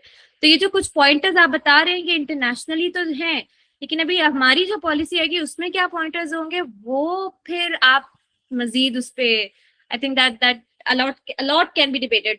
डबल अकाउंटिंग का चैलेंज के लिए I think article 6 Paris agreement का, उसमें कुछ हमारी मोडालिटीज अवेलेबल हैं, लेकिन उनको डिसाइड करने के लिए इस साल COP29 पे बात होगी। सो अभी वो डिसाइडेड नहीं है, जिसकी वजह से ये चैलेंज आ रहा है। So how industrial decarbonisation is possible? जी बताइए। सॉरी, मैं मेरे ख्याल से एक सवाल कर लेता हूँ, फिर आप प्रेजेंटेशन पूरी कर लें, आखिर में सवाल कर लेंगे। अच्छा, आपने बात की भी कोल के यूसेज की, तो कोल के रिजल्ट अभी मैं पढ़ रहा था कुछ दिनों पहले, कहीं बलूचिस्तान में आई गेस मिले हैं, उससे कुछ महीनों पहले शायद सिंधी कुछ इलाकों में मिले हैं। और थर कोल तो वैसे भी मशहूर है उसके लिए कि उससे अच्छी खासी हम यील्ड ले सकते हैं, और जो रैंक है आई गेस लिग्नाइट है या एंथ्रासाइट है, मतलब वो एनर्जी के लिए अच्छा है। अच्छा, हमारा क्लेम भी है और भी जो डेवलपिंग कंट्रीज हैं वो उनका क्लेम सही है कि एक लिहाज से कि वो ये बोलते हैं कि डेवलप्ड कंट्रीज ने तो अपनी तरक्की कर ली, ठीक है, और इन फॉसिल फ्यूल को अच्छा खासा इस्तेमाल कर लिया, अब हम क्यों ना करें? तो इस चीज से बचने के लिए या इस डिबेट से बचने के लिए क्या मैकेनिज्म हो सकता है? Thank you so much. जी बिल्कुल, हमारे मुल्क में तो एक बात ये भी होती है कि हम क्लीन कोल सोर्स कर रहे हैं, साफ शफाफ कोयला निकाल रहे हैं, तो हमारे कोल में तो एमिशन ही नहीं है। तो आई थिंक ये डिबेट बड़े हाईएस्ट लेवल पे बात होती है, छोटे लेवल पे नहीं। अभी कोई सीपैक वाले फोरम पे आप चले जाए, आपके लोकल जो लोग हैं वो ये बातें कर रहे होते, तो मतलब मैं इतने सालों में पढ़ लिख के मुझे क्लीन कोल नहीं समझ आता ये क्लीन कोल क्या चीज है। There is no such thing as clean coal. हाँ, बीइंग अ पाकिस्तानी, अभी ये बीइंग एन एनवायरमेंटलिस्ट डिबेट थी, बीइंग अ पाकिस्तानी, बिल्कुल आपकी बात सही है। देखिए हमने तो अभी रिजर्व हमें मिले, हमने तो तरक्की करना शुरू ही भी नहीं किया अभी तक, तो हम पे पाबंदी लगा दीजिए नहीं आपने नहीं करना। तो आई थिंक उस कॉन्टेक्स्ट में राइट होना चाहिए जो हमें दिया है। 2030 तक हम कर सकते हैं। इंडिया कर रहा है, चाइना कर रहा है, पाकिस्तान क्यों नहीं कर रहा? पाकिस्तान को क्या इश्यूज है?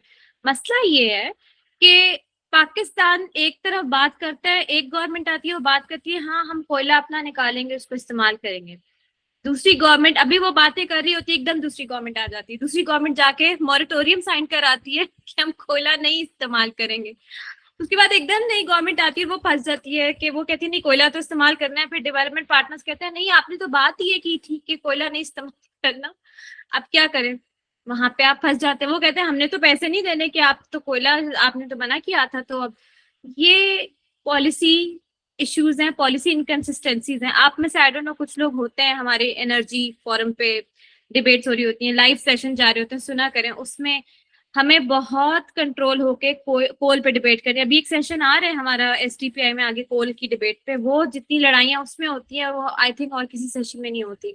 ये इशू है कोल के अराउंड। एक गवर्नमेंट का स्टांस अलग होता है और दूसरी गवर्नमेंट का स्टांस जो है वो चेंज हो जाता है। So I think this is a key challenge. लेकिन हाँ, अगर being a Pakistani we should use it, we should you know, हमारा जो है वो जाहिर है कोयला निकल रहा है तो हमें अपने उस पर करना चाहिए। पर मसला ये being an environmentalist I can not support it क्योंकि इसकी एमिशंस होती हैं। हाँ, कंट्रोल्ड किसी तरह से आप करके उस पर एक्सपोर्ट कर दें या कुछ भी कर दें, I think you know with being in limits, and then आप अपना एनवायरमेंटल मैनेजमेंट सिस्टम इंप्रूव करें, आप अपने एनवायरमेंटल मैनेजमेंट पॉलिसीज इंप्रूव करें कि अगर आप ये चीज कर भी रहे हैं तो चलें उससे बाकी साइड पर तो आप इंप्रूव करें, अडेप्टेशन में इंप्रूव कर लें, किसी तरीके से और इंप्रूव कर लें। मसला ये नहीं है कि हम कोयला इस्तेमाल करें या ना, मसला हमारी एनर्जी प्लानिंग एंड पॉलिसी में है। इशू ये है कि हमारी एनर्जी प्लानिंग एंड पॉलिसी बहुत शॉर्ट टर्म गोल्स पर बेस करती है। 2008 में डिमांड सप्लाई का कर भी हमने नहीं असेस किया, तो अभी 2022 में आके हम फंस गए, 22-23 में आके फंस गए। सर्दियों में हमारी डिमांड का क्या लेवल होता है और गर्मियों में डिमांड का क्या लेवल होता है, तो उसकी वजह से IPPs का इशू आ गया। तो आई थिंक वो बहुत लंबी डिबेट है जिसकी वजह से हमारा ये चैलेंज आ रहा है। जब तक हम उधर से सही नहीं करेंगे तो कोयला इस्तेमाल करना ना करना दैट्स अनदर थिंग जिसपे फिर कभी बात हो सकती है। अभी मेजर इशू एनर्जी प्लानिंग का है जो कि हमारी नहीं है, उतनी अच्छी नहीं है। How industrial decarbonization is possible? Energy efficiency, of course. Energy efficiency का सबसे important aspect मैंने बता दिया, एनर्जी प्लानिंग। आप फ्यूचर फोरकास्ट देखते हो, अपनी नीड असेसमेंट करते हो कि आपकी जरूरत कितनी है, ठीक है, डिमांड साइड देखते हो, सप्लाई साइड देखते हो और उसके अकॉर्डिंग आपकी एनर्जी प्लानिंग होती है। Then renewable energy, of course renewable energy transition is the key. You need to transition towards renewable energy, but Pakistan के कॉन्टेक्स्ट में रिन्यूएबल एनर्जी ट्रांजिशन बहुत चैलेंजिंग हो गई है इन अ वे के सोलराइजेशन पे कभी टैक्स की बात आ जाती है, कभी नेट मीटरिंग पे इश्यूज आ जाते हैं, कभी ऑफ ग्रिड जो है उस पर नहीं जी ये नहीं करने क्योंकि IPPs की पेमेंट करनी है, दैट्स अ चैलेंज। लेकिन globally this is a pathway. Carbon capture utilization and storage, ये टेक्नोलॉजीज हैं कैप्चरिंग। ये कार्बन सिक्वेस्ट्रेशन का लफ्ज आप लोग सुनते हैं कि हम हवा में जो रिलीज हो रही है उसको कैप्चर करके किसी तरह से, ये डिफरेंट मेथड्स होते हैं। फॉर एग्जांपल ग्राउंड सिक्वेस्ट्रेशन, जमीन के अंदर उसको डाल दें या उसको किसी और तरीके से स्टोर कर लें, कहीं और उसको कर दें। तो ये डिफरेंट टेक्नोलॉजीज होती हैं जो कि बहुत कॉस्टली हैं। चाइना में यूज हो रही है, अमेरिका में यूज हो रही है, यूरोप में यूज हो रही है, पाकिस्तान अभी नहीं यूज कर सकता, हमारे पास पैसे नहीं है। Electrification, integrating renewable energy to power industrial processes, लेकिन ये ग्लोबल पाथवेज हैं। पाकिस्तान के कॉन्टेक्स्ट में हमारा एजिंग ग्रिड है, ग्रिड जो है हमारा बहुत पुराना है, खराब हो रहा है, उसकी वजह से जो है वो चैलेंज आ रहा है हमें। तो अभी तक हमारे बेसिक इश्यूज नहीं हल नहीं हो रहे, तो डिकार्बनाइजेशन पाथवे पे मूव करने के लिए this a long way. Collaboration and innovation, of course, and supportive policies. Carbon pricing policy is one thing. जी मोहम्मद असद, आप बताइए। जी मैम, मैं इसी बात पे ऐड करना चाहूँगा कि अभी हमारे तो बेसिक इश्यूज ही बहुत पीछे हैं। बेसिकली अब जब भी मैं ये सेशंस लेता हूँ या लोगों की मतलब स्टूडेंट्स की हम बात सुनते हैं, there a lot of social disparity उस तरह से। लाहौर, कराची, इस्लामाबाद में रहने वालों को ज़रा मतलब is a huge gap between जो DG Khan, Layyah, interior Sindh, Balochistan, tribal areas में रह रहे हैं। तो हमें वो मुल्क की सारी चीज़ें समझनी पड़ती हैं कि उस सेंस में कि अब हम इतना पीछे हैं। पहले शायद हम 50 साल पीछे थे, आज हम दुनिया से 100 साल पीछे हैं, हमारे बेसिक नीड्स नहीं पूरी होते। हम ये न्यू चीज़ें कैसे कर सकें? अब वही ग्रिड की बात है, वापडा के ग्रिड अब हमारे पास लाइन लॉसेस हैं, कैपेसिटी के इश्यूज हैं, पोटेंशियल के इश्यूज हैं। तो दैट्स ऑल, बट इस पे जाहिर सी बात है काम तो करना पड़ेगा। ये जो आपका जो पॉइंट है ना, आपने जिस तरह से बात की, ये रोजाना I am part of different youth groups और मैं फ्री में करियर काउंसलिंग कर रही हूँ। करियर और आई डोंट नो उसको क्या कहेंगे, इमोशनल काउंसलिंग यूथ की मैं कर रही होती हूँ। ये बिल्कुल फैक्ट है। पाकिस्तान में बहुत मसाइल है, मतलब अभी आप सही कह रहे हैं, सोशियो इकोनॉमिक डिस्पैरिटीज इतनी ज्यादा है कि लिया में जो बंदा रह रहा है उसको क्या पता ये आईजीसेफ का फ्यूचर फोरकास्टिंग प्लानिंग क्या है, क्या मॉडल डेवलप हुआ है, नहीं पता होगा। एक दूर देही इलाके में लोग रह रहे हैं, उनको क्या पता सोलराइजेशन करनी क्यों जरूरी है या क्या इसका फ्यूचर जो है वो प्रोस्पेक्ट है, नहीं पता होता।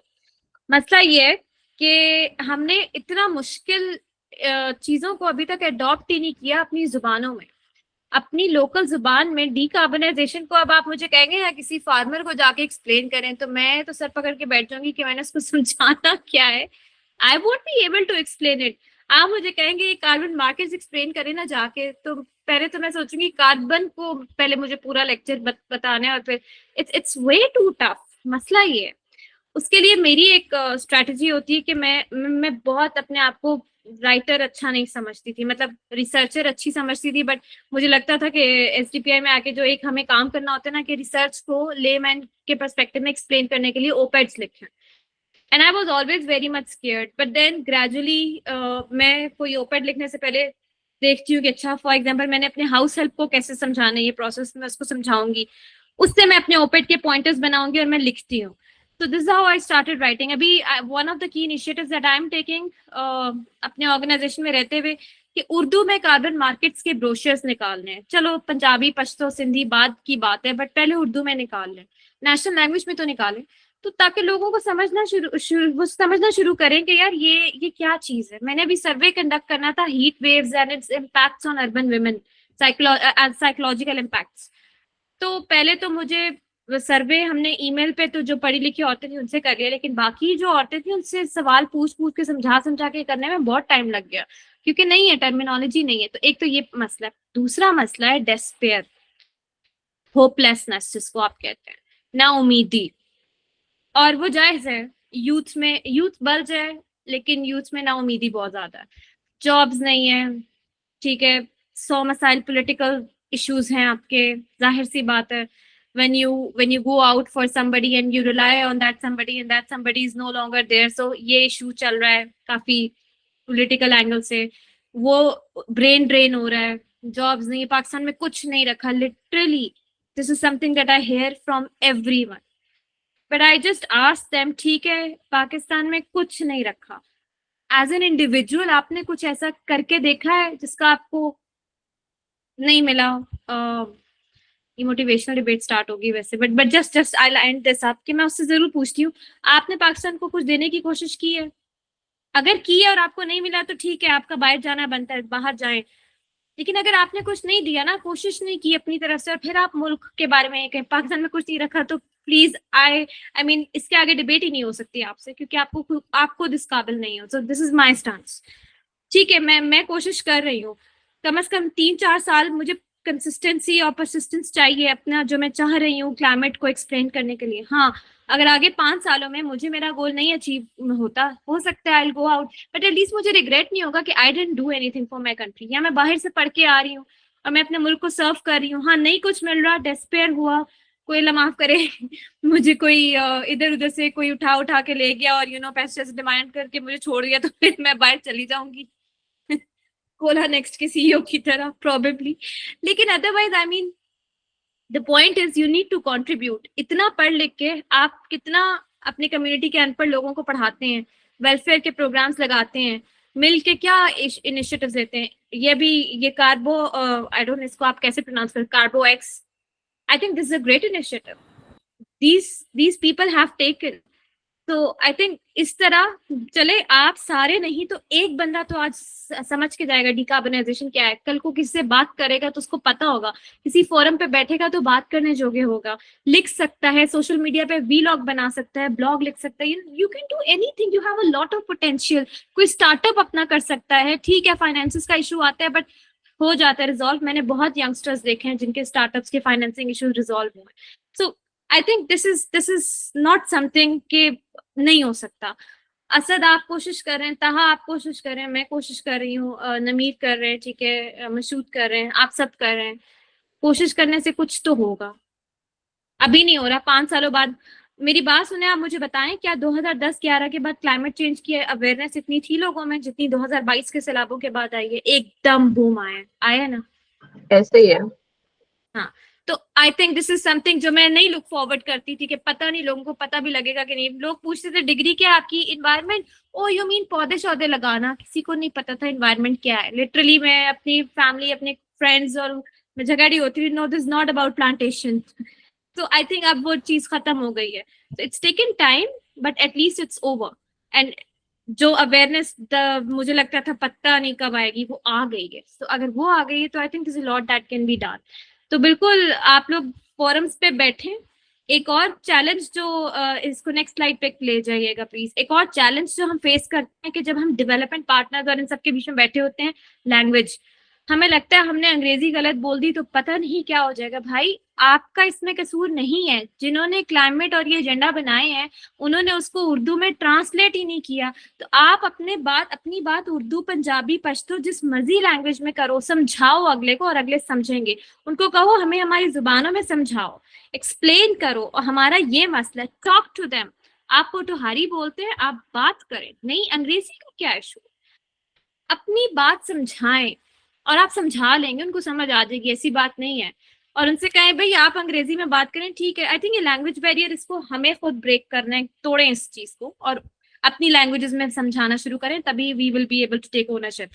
सो नेट जीरो, इंडस्ट्रियल डिकार्बनाइजेशन, क्या ये दोनों प्रोसेसेस एक है? इंडस्ट्रियल डिकार्बनाइजेशन का फोकस है कार्बन एमिशंस को रिड्यूस करना विद इन इंडस्ट्रियल प्रोसेसेस, ठीक है, within industrial sectors, scope 1, scope 2, scope 3। Net zero का मतलब है बैलेंस आउट, यू नो, कि आपकी एमिटेड ग्रीन हाउस गैसेस जो है with N equivalent amount removed, यानी जितनी आप एमिट कर रहे हो उतनी आप रिड्यूस कर रहे हो। सो जो बैलेंस है, दिस इज नेट जीरो, कि ये अचीव हो गया। इतनी मैंने एमिशंस की हैं लेकिन उतनी ही मैं नीचे ले आई हूँ। So this is net zero, मैंने अचीव कर लिया। डिकार्बनाइजेशन में आप इतनी एमिट कर रहे हो और इतनी आप रिड्यूस करके आ रहे हो, यानी जरूरी नहीं कि इतनी एमिट की है तो आपने इतनी ही रिड्यूस कर दी है, ठीक है। वो लेवल नहीं अचीव होता। डिकार्बनाइजेशन का मतलब है कि आप मैक्सिमम कितना ऑफसेट कर रहे हो, कितनी रिड्यूस कर रहे हो डिफरेंट स्कोप्स में से। नेट जीरो का मतलब है balance, even, zero, you know, cancel out हो गया इफेक्ट। सो net zero total emission reduction है, रिमूवल है, emission removal and reduction, sorry. Decarbonization is, you know, the processes through different scopes. So ये इसमें ये फर्क है। हमारा इनिशियल एम ये है कि हमें डिकार्बनाइजेशन करनी है और इवेंचुअली बाय 2050 के बाद हमें नेट जीरो पर आ जाना है gradually.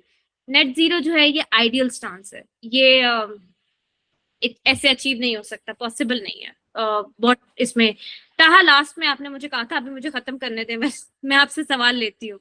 Industrial decarbonization targets specific industrial emission. Net zero involves a comprehensive approach. जो सारे sectors, ये सिर्फ एक industry के लिए वो नहीं है, transportation, agriculture, you know, every sector, you name it and you have to decarbonize it, and that's net zero. Next कीजिए, it's a framework. ISO standards जिसकी ताहा बात कर रहे थे, international best practice and standards. अब ये मुख्तलिफ इंडस्ट्रीज जो हैं अगर वो सर्टिफिकेशंस इन स्टैंडर्ड्स से हासिल कर लेती हैं तो, और वो इस पर पूरा उतर जाती हैं, ये कुछ स्टैंडर्ड्स हैं हमारे ग्लोबली, तो और इसके थ्रू वो वैलिडेशन कराती हैं, अकाउंटिंग कराती हैं, ऑडिटिंग कराती हैं, तो ये जो है इंटरनेशनली, अच्छा किसी को बताया हमारी कंपनी ISO 5001 सर्टिफाइड है या 14001 सर्टिफाइड है, तो फिर वो इंटरनेशनली रिकग्निशन होती है कि ओके इन्होंने अपनी ऑफसेट की हुई है। ये 2 स्टैंडर्ड्स मैंने यहाँ फिलहाल मेंशन किए हैं, framework for energy management systems to improve energy efficiency and reduce greenhouse gas emissions, और दूसरा है environmental management system for addressing emission and environmental impacts. दोनों स्टैंडर्ड्स में फर्क है, लेकिन ये इसकी डिटेल्स नेक्स्ट सेशन में। Steel industry sector specific guidelines भी हैं हमारी जो ग्लोबल बनी हुई है, सीमेंट सेक्टर की बनी हुई है कि आप कैसे डिकार्बोनाइज कर सकते हो, स्टील इंडस्ट्री की बनी हुई है कि आप उसको कैसे डिकार्बोनाइज कर सकते हो। इस पे एक मैं केस स्टडी रेफर करूंगी, स्वीडन की पढ़िएगा, स्टील इंडस्ट्री डिकार्बोनाइजेशन उन्होंने कैसे की है, स्टेप बाय स्टेप गाइड है स्वीडन की, so that you can learn about it. Standards detail in next session. Next please. ये कुछ ग्लोबल हमारे पाथवेज हैं, ये एक रिसर्च रिपोर्ट से एक्सट्रैक्ट किया हुआ है। मिटिगेशन ऑफ प्रोसेस एमिशन इन सब सेक्टर्स, एनर्जी वैल्यू चेन में सब सेक्टर्स में आप किस तरह से मुख्तलिफ प्रोसेसेस में या स्कोप्स में आप रिड्यूस कर सकते हैं, ठीक है। केमिकल प्रोसेस है, कार्बन कैप्चर स्टोरेज है, सीमेंट और लाइम प्रोडक्शन में। दूसरा फ्यूल स्विचिंग, ऑल्टरनेट एनर्जी पे चले जाए, हाइड्रोजन फ्यूल की बहुत बात होती है, ग्रीन हाइड्रोजन पॉलिसी का जो ड्राफ्ट है वो भी प्रिपेयर्ड है हमारा, नीका ने जो किया है इस साल के शुरू में आया था। कोल को रिप्लेस करें, फॉसिल फ्यूल को रिप्लेस करें, फ्यूल स्विच करें, electrification of currently non-electrified industrial processes to efficient electric options that run on clean power. दो डिमांड्स हैं, इलेक्ट्रीफाई भी करें लेकिन क्लीन पावर पे करें, clean power and energy efficiency for both processing facilities. These 4 types of technology solutions can reduce industrial sector climate pollution by 70% in 2050 अगर ये in a sense implement हो सब सेक्टर्स में, जो कि आइडियल सिचुएशन है। नेक्स्ट कीजिए प्लीज। ये आपकी गाइडलाइंस हैं। रिगार्डलेस ऑफ वेरिएबल पाथवेज, कुछ जो डिकार्बोनाइजेशन के जो रिकमेंडेशंस हैं हमारी वो ये हैं कि people focus stakeholder engagement, equity, equitable development का जो नोशन है वो आप याद रखें, जो अभी ये असद भी बात कर रहे थे कि सोशियो इकोनॉमिक डिस्पैरिटीज जो है उसको रखें, energy access, energy equity, energy poverty, energy theft का इशू आ जाता है, एक्सेसिबिलिटी का इशू और चैलेंज आ जाता है। ये सारे हमें देखने हैं कि लोगों की क्या नीड है आपके मुल्क में, डिकार्बोनाइजेशन करते हैं तो क्या उससे आपके तमाम लोगों को एनर्जी मिलेगी, एक्सेसिबिलिटी है, अफोर्डेबिलिटी है, this needs to be gotten. Massive direct investment and incentives required है, of course. Ambitious administrative action, policy level पे जो policy planning है, clear and connected trade policy. Trade policy की बात क्यों कर रहे हैं, क्योंकि इसमें inter-regional आपको कासा और ये कैरेक के तापी जो पाइपलाइन प्रोजेक्ट्स हैं, डिफरेंट रीजनल कनेक्टिविटी के, रीजनल ग्रिड्स की बात हो रही है जी, बनाए, एनर्जी के इश्यूज हम साउथ एशिया में वो करें, यूरोप में उन्होंने किया हुआ है तो इधर हम क्यों नहीं कर सकते। ये मुख्तलिफ प्रोजेक्ट शुरू होते हैं आपके, लेकिन गवर्नमेंट चेंज हो जाती है, प्रोजेक्ट वहीं रुक जाता है। सो सीपैक है आपका बहुत बड़ी मिसाल, सीपैक में बड़े वो लग रहे हैं, लेकिन आई थिंक रीजनल लेवल पर भी उस तरह से स्टार्ट नहीं हुआ, सिर्फ चाइना पाकिस्तान का ही है। नेक्स्ट कीजिए please. Can industrial decarbonisation be achieved in Pakistan? I think इसके लिए कुछ स्टेप्स रिक्वायर्ड है। एक तो आपकी इंडस्ट्रियल सेक्टर की असेसमेंट, जाहिर है आपको स्कोपिंग पता होनी चाहिए कि उनकी ग्रीन हाउस गैस इन्वेंट्री, उनकी एमिशंस कितनी है, रिपोर्टिंग होगी तो आप असेस कर सकते हैं। फिर आप मैपिंग करते हो एनर्जी इंटेंसिव कौन से सेक्टर्स हैं हमारे पास, सीमेंट है, स्टील है, टेक्सटाइल्स है। चैलेंजेस क्या है, हाई एनर्जी कंजम्पशन है, रिलायंस ऑन फॉसिल फ्यूल, लेकिन एक और चैलेंज है, एनर्जी कॉस्ट इतनी बढ़ गई, आपकी कितनी टेक्सटाइल इंडस्ट्रीज तो बंद हो गई हैं अभी जब से इन्फ्लेशन आया, एनर्जी कॉस्ट बढ़ने की वजह से। आईपीपीस का चैलेंज आया है, सोलराइजेशन पे टैक्सेशन की बातें शुरू हो गई थी। सो ऑफ कोर्स ये हमारे इश्यूज हैं। Potential for adopting energy efficiency, renewable energy and carbon capture technologies, ये चैलेंज है हमारे लिए। कार्बन कैप्चर टेक्नोलॉजीज तो सबसे बड़ा चैलेंज है क्योंकि we are lack of financial resources. Policy regulatory framework, carbon pricing, emission reduction, carbon pricing policy होनी चाहिए, एमिशन रिडक्शन टारगेट्स हमारे अच्छे होने चाहिए, प्रैक्टिकल नॉट एम्बिशियस, जो हम एनडीसीज में कमिट कर चुके हैं दे आर वेरी एम्बिशियस, वो नहीं कर सकते हम achieve. Incentives for clean technologies, of course government अगर इंसेंटिव देगी इंडस्ट्रीज को तो वो ज्यादा इस तरफ उनका रुझान होगा। जब इंसेंटिव ही नहीं होगा और प्राइसेस बढ़ती जाएंगी तो वो इंडस्ट्रीज का दिमाग खराब नहीं है कि वो इस तरफ जाए, कभी भी नहीं होगा। Collaboration, industry, government and research to overcome barriers, dialogues होते हैं, कंसल्टेशंस होती हैं, पॉलिसी पेपर्स बनते हैं, काफी हद तक कुछ चीजें अच्छी भी हो जाती हैं लेकिन टाइम टेकिंग है ये सब चीजें। Next please. पाकिस्तान में आप सीमेंट, स्टील और केमिकल्स इंडस्ट्री में आपके पास बहुत अच्छी केस स्टडीज मतलब आप कर सकते हैं। और सबसे अच्छी बात मैं आपको बता दूं हाँ, अभी STPI की एक रिपोर्ट लॉन्च हुई है सीमेंट डिकार्बनाइजेशन पे, और सीमेंट सेक्टर बहुत एफिशिएंटली इन्वॉल्व हो रहा है डिकार्बनाइजेशन की साइड पे ग्रीनर टेक्नोलॉजीज में, which is I mean hard to believe thing, but they are doing, हम लोग काम कर रहे हैं, so we do know. Steel industry में भी इस तरफ रुझान आना शुरू हो गया है, बट स्टील इंडस्ट्री बेचारी अभी खुद भुगत रही है ये inflationary pressures and privatisation etcetera etcetera. Chemicals industry में कुछ हद तक स्टार्ट हुआ है, बट आई थिंक कुछ लिमिटेशंस और चैलेंजेस है। नेक्स्ट कीजिए please. Technological and financial challenges, ये मैंने बता दिए हैं। इंटरनेशनल कोऑपरेशन रिक्वायर्ड है, गवर्नमेंट इंसेंटिव्स रिक्वायर्ड है। टेक्नोलॉजिकल गैप आपको पहले असेस करने होते हैं। फॉर एग्जांपल CCUs की अगर हम फिजिबिलिटी स्कोपिंग असेसमेंट करें पाकिस्तान में, तो हम बड़े अच्छे से बता सकते हैं किधर आने चाहिए किधर नहीं आने चाहिए, बट उस स्कोपिंग असेसमेंट के लिए भी आपको पैसे चाहिए। तो अगर कोई डोनर आपको फंड करता है ऐसी स्टडी के लिए, तो जरूर ये स्टडी कंडक्ट करें और चाइना को दें उठा के, भाई CPEC में CCUs का वो लेकर आए, हमें CCUs चाहिए। तो आई थिंक वहां बड़ा पोटेंशियल है CPEC में आपके पास। नेक्स्ट कीजिए please. Short term and long term road map क्या है? Short term energy efficiency, renewable energy transition, carbon capture technologies implement, मतलब सॉर्ट ऑफ मैंने बता दिए। Long term sector specific decarbonisation road map, कोई नेशनल रोड मैप नहीं बन सकता, ये हर सेक्टर का उसका स्पेसिफिक रोड मैप बनेगा। रिसर्च एंड डेवलपमेंट की बहुत जरूरत है, force scoping, feasibility assessments, GHG protocols and everything, monitoring, जो डबल अकाउंटिंग की बात हुई थी, सो वो सारी हमें चाहिए। सपोर्टिव पॉलिसी फ्रेमवर्क्स होने चाहिए। सपोर्टिव का मतलब है कि आपका पब्लिक प्राइवेट सेक्टर अलाइन होना चाहिए पॉलिसी फ्रेम, ये ना हो कि पॉलिसी आप निकाल दें और आपका प्राइवेट सेक्टर सारा उससे अफेक्ट हो जाए। That can not be a efficient approach. Collaboration and stakeholder engagement, CSOs, think tanks, industry. Next please. Thank you. जी बताइए अब आपने अपने क्वेश्चंस आज के लिए। I really wanted to keep it basic, but वो बेसिक इतना रहा नहीं। चलिए बताइए। अच्छा, मेरा एक सवाल बेसिक ही है, और भी सवाल आता है, पहले एक सवाल का जवाब दे दें। वो ये है कि ग्रीन वॉशिंग, आपको पता है कि हम तो करने फौरन शुरू हो जाएंगे, और मैं पढ़ रहा था कुछ 6 महीने या साल पहले कि जब ये GHG अकाउंटिंग की बात आई, तो बाहर जो मुख्तलिफ कंट्रीज हैं उन्होंने ग्रीन वॉशिंग करना शुरू कर दी, फॉल्स क्लेम किए। तो हम तो वैसे ही चलते ही ग्रीन वॉशिंग पे हैं।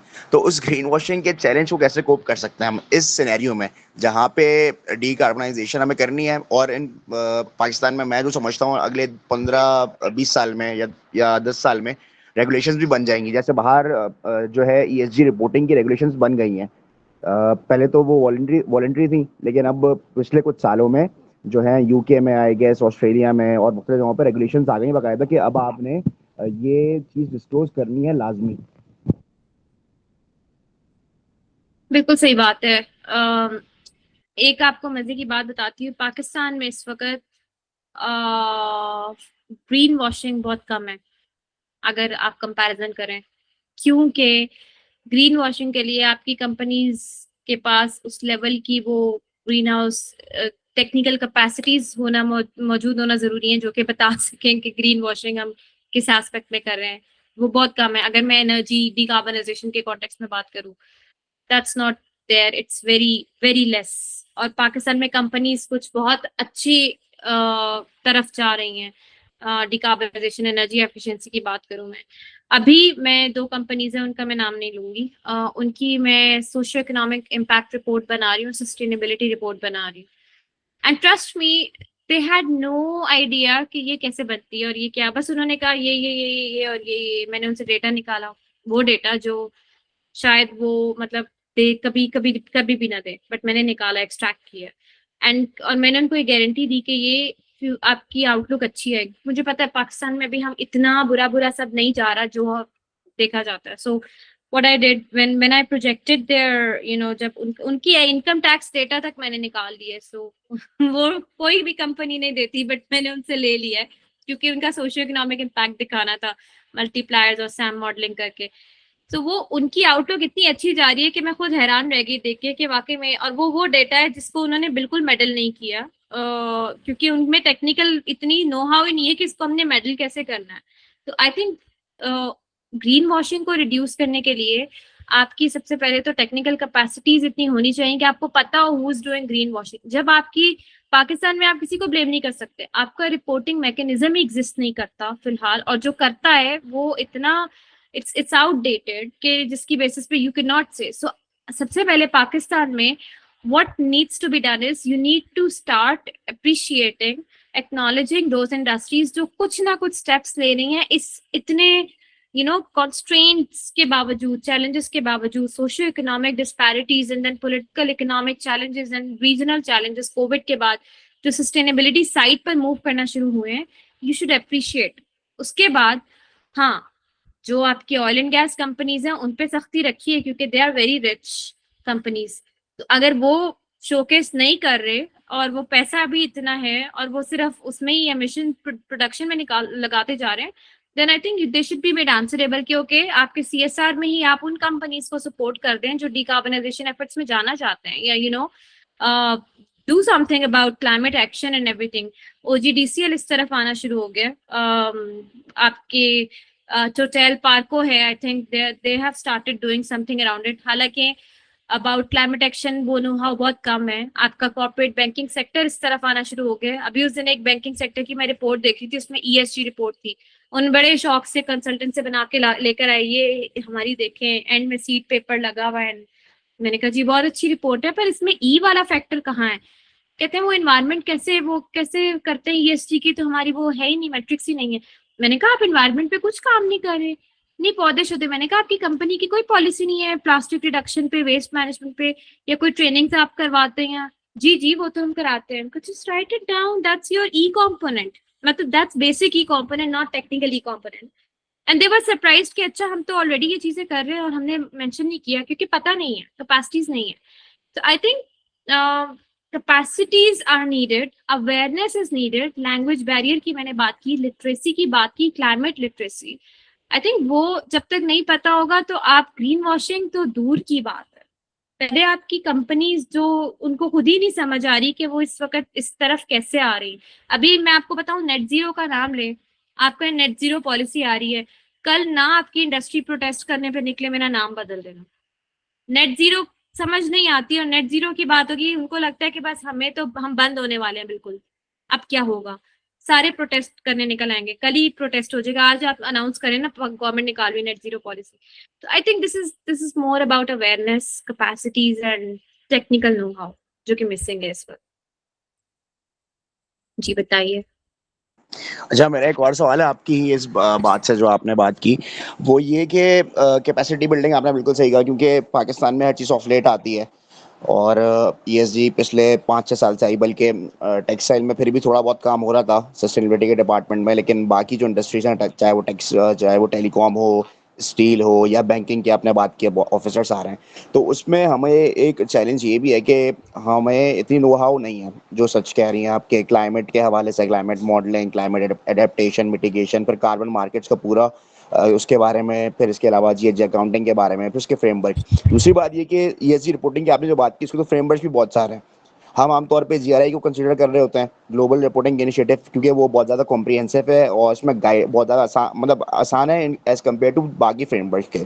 लेकिन और जो दूसरे फ्रेमवर्क्स हैं, IFRS हो गया, इसके अलावा डो जोन्स हो गया या ग्लोबल कॉम्पैक्ट हो गया, इन सब के बारे में हमें कोई नेशनल लेवल पे या गवर्नमेंट के साथ कोलैबोरेट करके कोई ऐसे कैपेसिटी बिल्डिंग प्रोग्राम्स नहीं करने चाहिए ताकि हम जो अगले 5-6 साल हैं, 10 साल हैं, 20 साल उसकी तैयारी कर लें। दूसरा सवाल एक और ये है जो मैं ऐड कर देता हूँ, वो ये कि आप लोगों की मतलब आप लोगों से मुराद बहुत सारे इदारे हैं, जैसे आपका इदारा है बहुत अच्छा काम कर रहा है, इसको मैं फॉलो भी करता हूँ लिंक्डइन पे, अक्सर आप लोग लाइव आ रहे होते हैं, आपके बहुत सारे सेशंस होते हैं, इसके अलावा बहुत सारे इदारे हैं। लेकिन हम बात कर रहे हैं इंडस्ट्रियल सेक्टर्स की, हम बात जो है वो उसकी गवर्नमेंट के साथ कोलैबोरेट करने की बात नहीं करते। दूसरी बात ये, हम मॉनिटरिंग की जो अगर हम बात करें, फर्ज करें सब चीज़ें कल लाइव हो जाती है, तो मॉनिटरिंग जो है वो गवर्नमेंट ने करनी है, वो किसी इंस्टीट्यूट ने, किसी NGO ने, किसी इदारे ने नहीं करनी। तो गवर्नमेंट को हम क्यों एंगेज नहीं करते, या अगर हम करते हैं तो बहुत ज़्यादा उनको प्रेशराइज क्यों नहीं करते इस हवाले से? आई थिंक आपकी बिल्कुल पॉइंट आपका वैलिड है। गवर्नमेंट को अब इदारे के लेवल पे बात करें तो हम बहुत ज्यादा एंगेज कर रहे होते हैं। हाँ, कॉर्पोरेशंस करती हैं, उनको डर लगता है कि हम पे ये भी टैक्स ना आ जाए, ये भी ना। मैं आपको मिसाल देती हूँ पैकेजिंग इंडस्ट्री। पैकेजिंग मैं इसलिए ज्यादा करी क्योंकि मैं सर्कुलर इकोनॉमी को हेड करती हूँ। सो प्लास्टिक्स पे मैं काफी कंसल्टेशंस में रही हूँ गवर्नमेंट और प्राइवेट सेक्टर के साथ। आपको मैं मिसाल ऐसे देती हूँ, पंजाब में एकदम से लॉन्च हो गई plastic strategy, plastic management strategy. पिछले साल आप लोगों ने सुना होगा। वो हुआ ये कि वर्ल्ड बैंक ने कहा हमारे पास पैसे पड़े हैं, ये प्लास्टिक का इशू बड़ा रेज है, तो कौन सी कंसल्टिंग फर्म है जिसको हम पैसे दें और वो पंजाब में स्ट्रैटेजी पे गवर्नमेंट को सपोर्ट करे, गवर्नमेंट ऑफ पंजाब को। एक फर्म थी, I won't name it. So that was basically उन्होंने वो बिड विन की। उन्होंने स्टेक होल्डर्स को बुलाया, ऐसा नहीं है, उन्होंने स्टेक होल्डर कंसल्टेशन की कि हम ये स्ट्रैटेजी ला रहे हैं। तो स्टेक होल्डर्स में आपका सारा ये पैकेजिंग इंडस्ट्री को उन्होंने बुलाया। लेकिन वो फिर अभी कंसल्टेशन चल ही रही थी कि वो पॉलिसी एकदम से नोटिफाई हो गई। यानी out of I don't no, of course government पे प्रेशर होता है, इंटरनेशनल डेज आते हैं आपके, फंडिंग के चक्कर होते हैं, उन्होंने नोटिफाई कर दी, जिसपे एक आउटरीच क्रिएट हुआ amongst the private sector packaging industry. और ये बड़े बड़े नाम है आपके, MNCs, Unilever, Nestle, Pepsi, Coke, packages group है, सो रिसाइकलिंग ऑर्गेनाइजेशंस हैं आपकी। देवर आउटरीच्ड कि ये क्या हो गया कि आपने उस स्ट्रैटेजी का मसला ये था। उन्होंने ये कहा कि अगले 6 महीनों में आप अपना डेटा सारा रिपोर्ट करेंगे, कितना प्रोड्यूस कर रहे हैं, कितना कलेक्ट कर रहे हैं। फिर आप ये बताएंगे कि आप अपना वो जो प्लास्टिक का रेजिन होता है उसको रिड्यूस करेंगे, मल्टी लेयर पैकेजिंग खत्म करेंगे, और पता नहीं कुछ इस किस्म के। लेकिन टाइमलाइन उन्होंने 6 महीने दी। और अगर आपने ये ना किया तो उन्होंने ये भी बता दिया कि हम कितनी कितनी किस किस को क्या क्या सजाएं और टैक्सेस देंगे। पंजाब में नोटिफाई हुआ उस वक्त फेडरल में, the minister was Sheri Rahman, and she is very learned person in this context. Climate change ministry में उनका वो बड़े अच्छे अच्छे इनिशिएटिव्स लिए। अब उन्होंने कहा कि ये क्या करती है, वो पंजाब गवर्नमेंट के साथ बैठे हैं, कंसल्टेशन करें, वो कहीं आपने क्या किया, पंजाब गवर्नमेंट उस वक्त सुन नहीं रही थी। उन्हीं दिनों ये प्लास्टिक इन्वायरमेंट डे आने वाला, अर्थ डे इन्वायरमेंट डे।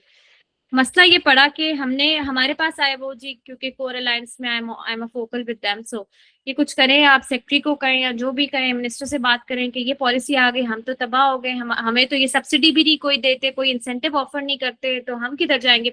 हमारे पास तो रिसाइकलिंग की इंडस्ट्री नहीं है, हम कहाँ से प्लास्टिक रिसाइकल करके दें इनको। एंड दे वर राइट, जब हमने असेसमेंट की दे वर राइट।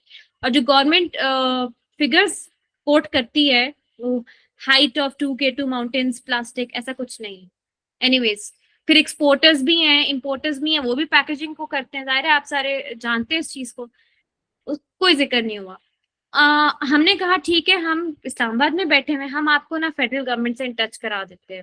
फेडरल में आपके ईपीए है, फेडरल ईपीए, और of course the former minister. मसला ये पड़ा कि ईपीए जो है वो बात ही प्राइवेट सेक्टर के ऐसे करते, ओह यू पलूटर है ये, आप पोल्यूशन करना बंद कर दें। जब वो ऐसे बात करते हैं तो वो उठ के भाग जाते हैं।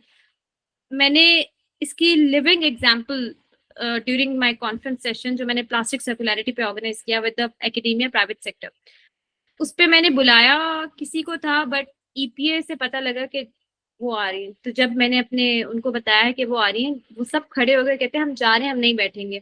या तो आप उनको रोकें कि वो इधर ना आए, वो आएंगी तो हम बात नहीं करेंगे। उन मैडम से मैंने बात की, उन्होंने कहा कि हाँ ये तो इनको पता है कि ये तो मुझसे डरते हैं, मैं इनको झाड़ती हूँ अच्छे से, तो इसलिए ये बैठना नहीं चाह रहे। खैर बड़ी मुश्किल से मैंने उनको रोका, क्योंकि प्राइवेट सेक्टर को बिठाए बगैर डिबेट हो नहीं सकती थी पैकेजिंग इंडस्ट्री की। Packaging industry is not ready to work और वर्क विद देम। उस वक्त इतनी हार्श लैंग्वेज यूज होती थी, ये गैप था बहुत बड़ा जो मैंने आइडेंटिफाई किया उस वक्त। ग्रेजुअली आहिस्ता आहिस्ता बीच में और लोग पढ़े, ईपीए के साथ मिले, लेकिन अभी भी ईपीए के साथ उस तरह से कोलैबोरेट नहीं, वो बात ही ब्लेम गेम से करते हैं। तो जब आप प्राइवेट सेक्टर को डालोगे ही एक नेगेटिव कॉनोटेशन में, तो वो आपसे बात नहीं करेगा। और ये गैप है हमारे मुल्क में। फॉर्मर फेडरल मिनिस्टर से भी बात करते हुए वो डरते थे, नो, वो बात ही करती थी स्टार्ट रिपोर्टिंग योर डेटा। वो कहते थे आपने मैकेनिज्म ही नहीं बना के दिया हुआ, या हम रिपोर्ट तो करते, कंज्यूमर का डेटा कहाँ से लाएंगे। And they were right. आप household level waste audit कितना होता है आपको क्या पता, वेस्ट सेग्रीगेशन एट सोर्स है ही नहीं, वेस्ट सेग्रीगेट ही नहीं होता, तो ऑर्गेनिक से प्लास्टिक को अलग करके वो डेटा किधर है? तो एमएनसीज तो बता देंगे, पैकेजिंग वाले बता देंगे, कंज्यूमर का डेटा कहाँ से आएगा? उसका तो कोई फ्रेमवर्क ही नहीं, नेशनल वेस्ट पॉलिसी नहीं बनी हुई। पंजाब में नोटिफाई, खैर पंजाब ने वो रोल आउट की, मतलब वो वापस ली अभी पॉलिसी कि नहीं वो नहीं उस पे कर रहे, इतना आउटरीच हुआ। तो जो आपका पॉइंट है वो ये है कि गवर्नमेंट उस तरह से इंगेज होती, गवर्नमेंट की कैपेसिटीज भी बिल्ड होनी चाहिए, और हम करते हैं। गवर्नमेंट को खुद भी इतना आइडिया नहीं होता समटाइम्स। अभी जो मिनिस्ट्री ऑफ क्लाइमेट चेंज है, हमारा रोज का आना जाना है, रोज की बातचीत होती है डिफरेंट टॉपिक्स पे, एंड वो रोज कोलैबोरेट करते हैं, दे आर ओपन, ओके आए बात करें, मिलके बैठे। लेकिन समटाइम्स जब गवर्नमेंट चेंज होती है, स्टांस चेंज होता है, तो बाकी लोग भी डर जाते हैं कि नहीं इनसे बात नहीं करनी। ये इश्यूज और चैलेंजेस हैं जिसकी वजह से आपका पब्लिक सेक्टर और प्राइवेट सेक्टर उस तरह से आपस में कोलैबोरेट नहीं कर पाता।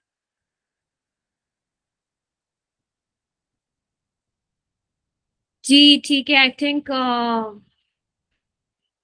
आपने मुझे उठने नहीं देना आज, बताइए।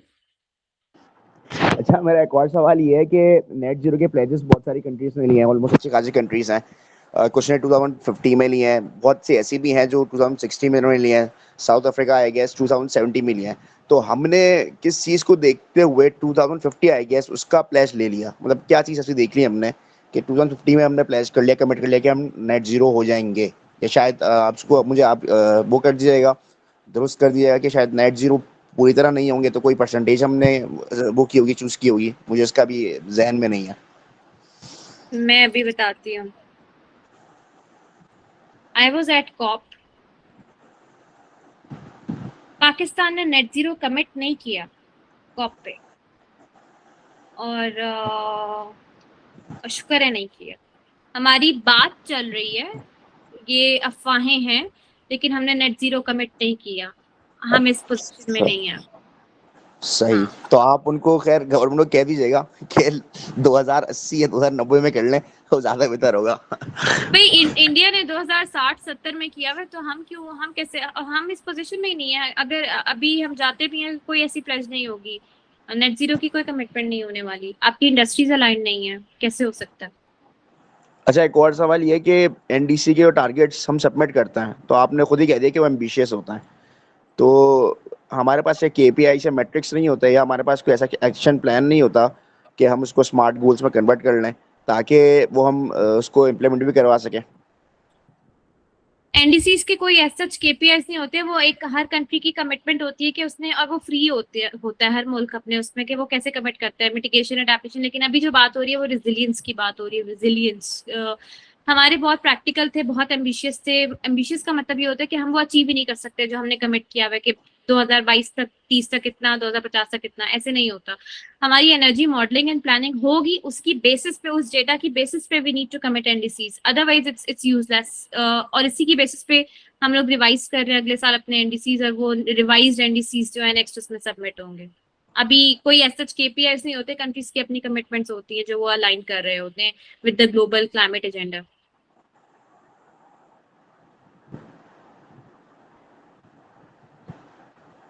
जी I think thank you so much. Just अगर कोई और क्वेश्चन नहीं है तो इसको हम रैप अप करते हैं। Yep, I guess so. Thank you so much, Zanab. ताहा ने फिर हैंड रेज किया। नहीं, मैं कह रहा हूँ क्वेश्चंस फिर मैं बाद में नेक्स्ट सेशन में कर लूंगा। क्वेश्चंस तो बहुत सारे हैं, हाँ, लेकिन वो हाँ, नेक्स्ट सेशन में कर लेंगे, नहीं वरना तो फिर नहीं बहुत तो सारे हो जाएंगे। on public demand we can arrange a separate session just for the Q&A. जी जी जी, ये बेहतर है। मैं 6 बजे के करीब ऑफिस से आई हूँ और अब मेरी बस हो गई है तो बोल बोल के, तो इसलिए आज के लिए बस करें। नहीं, thank you thank you thank you. मैं खुद भी ऑफिस से आया हूँ 5 बजे, सच्चे हुए के करीब 5 बजे छुट्टी हुई थी। ठीक है, Chalen, Nice. thank you so much, Zanab. It was a very informative session, and बहुत अच्छा सेशन था। let's thank see you. you again on Wednesday. इंशाल्लाह जरूर। Thank you so much. Thank you so much.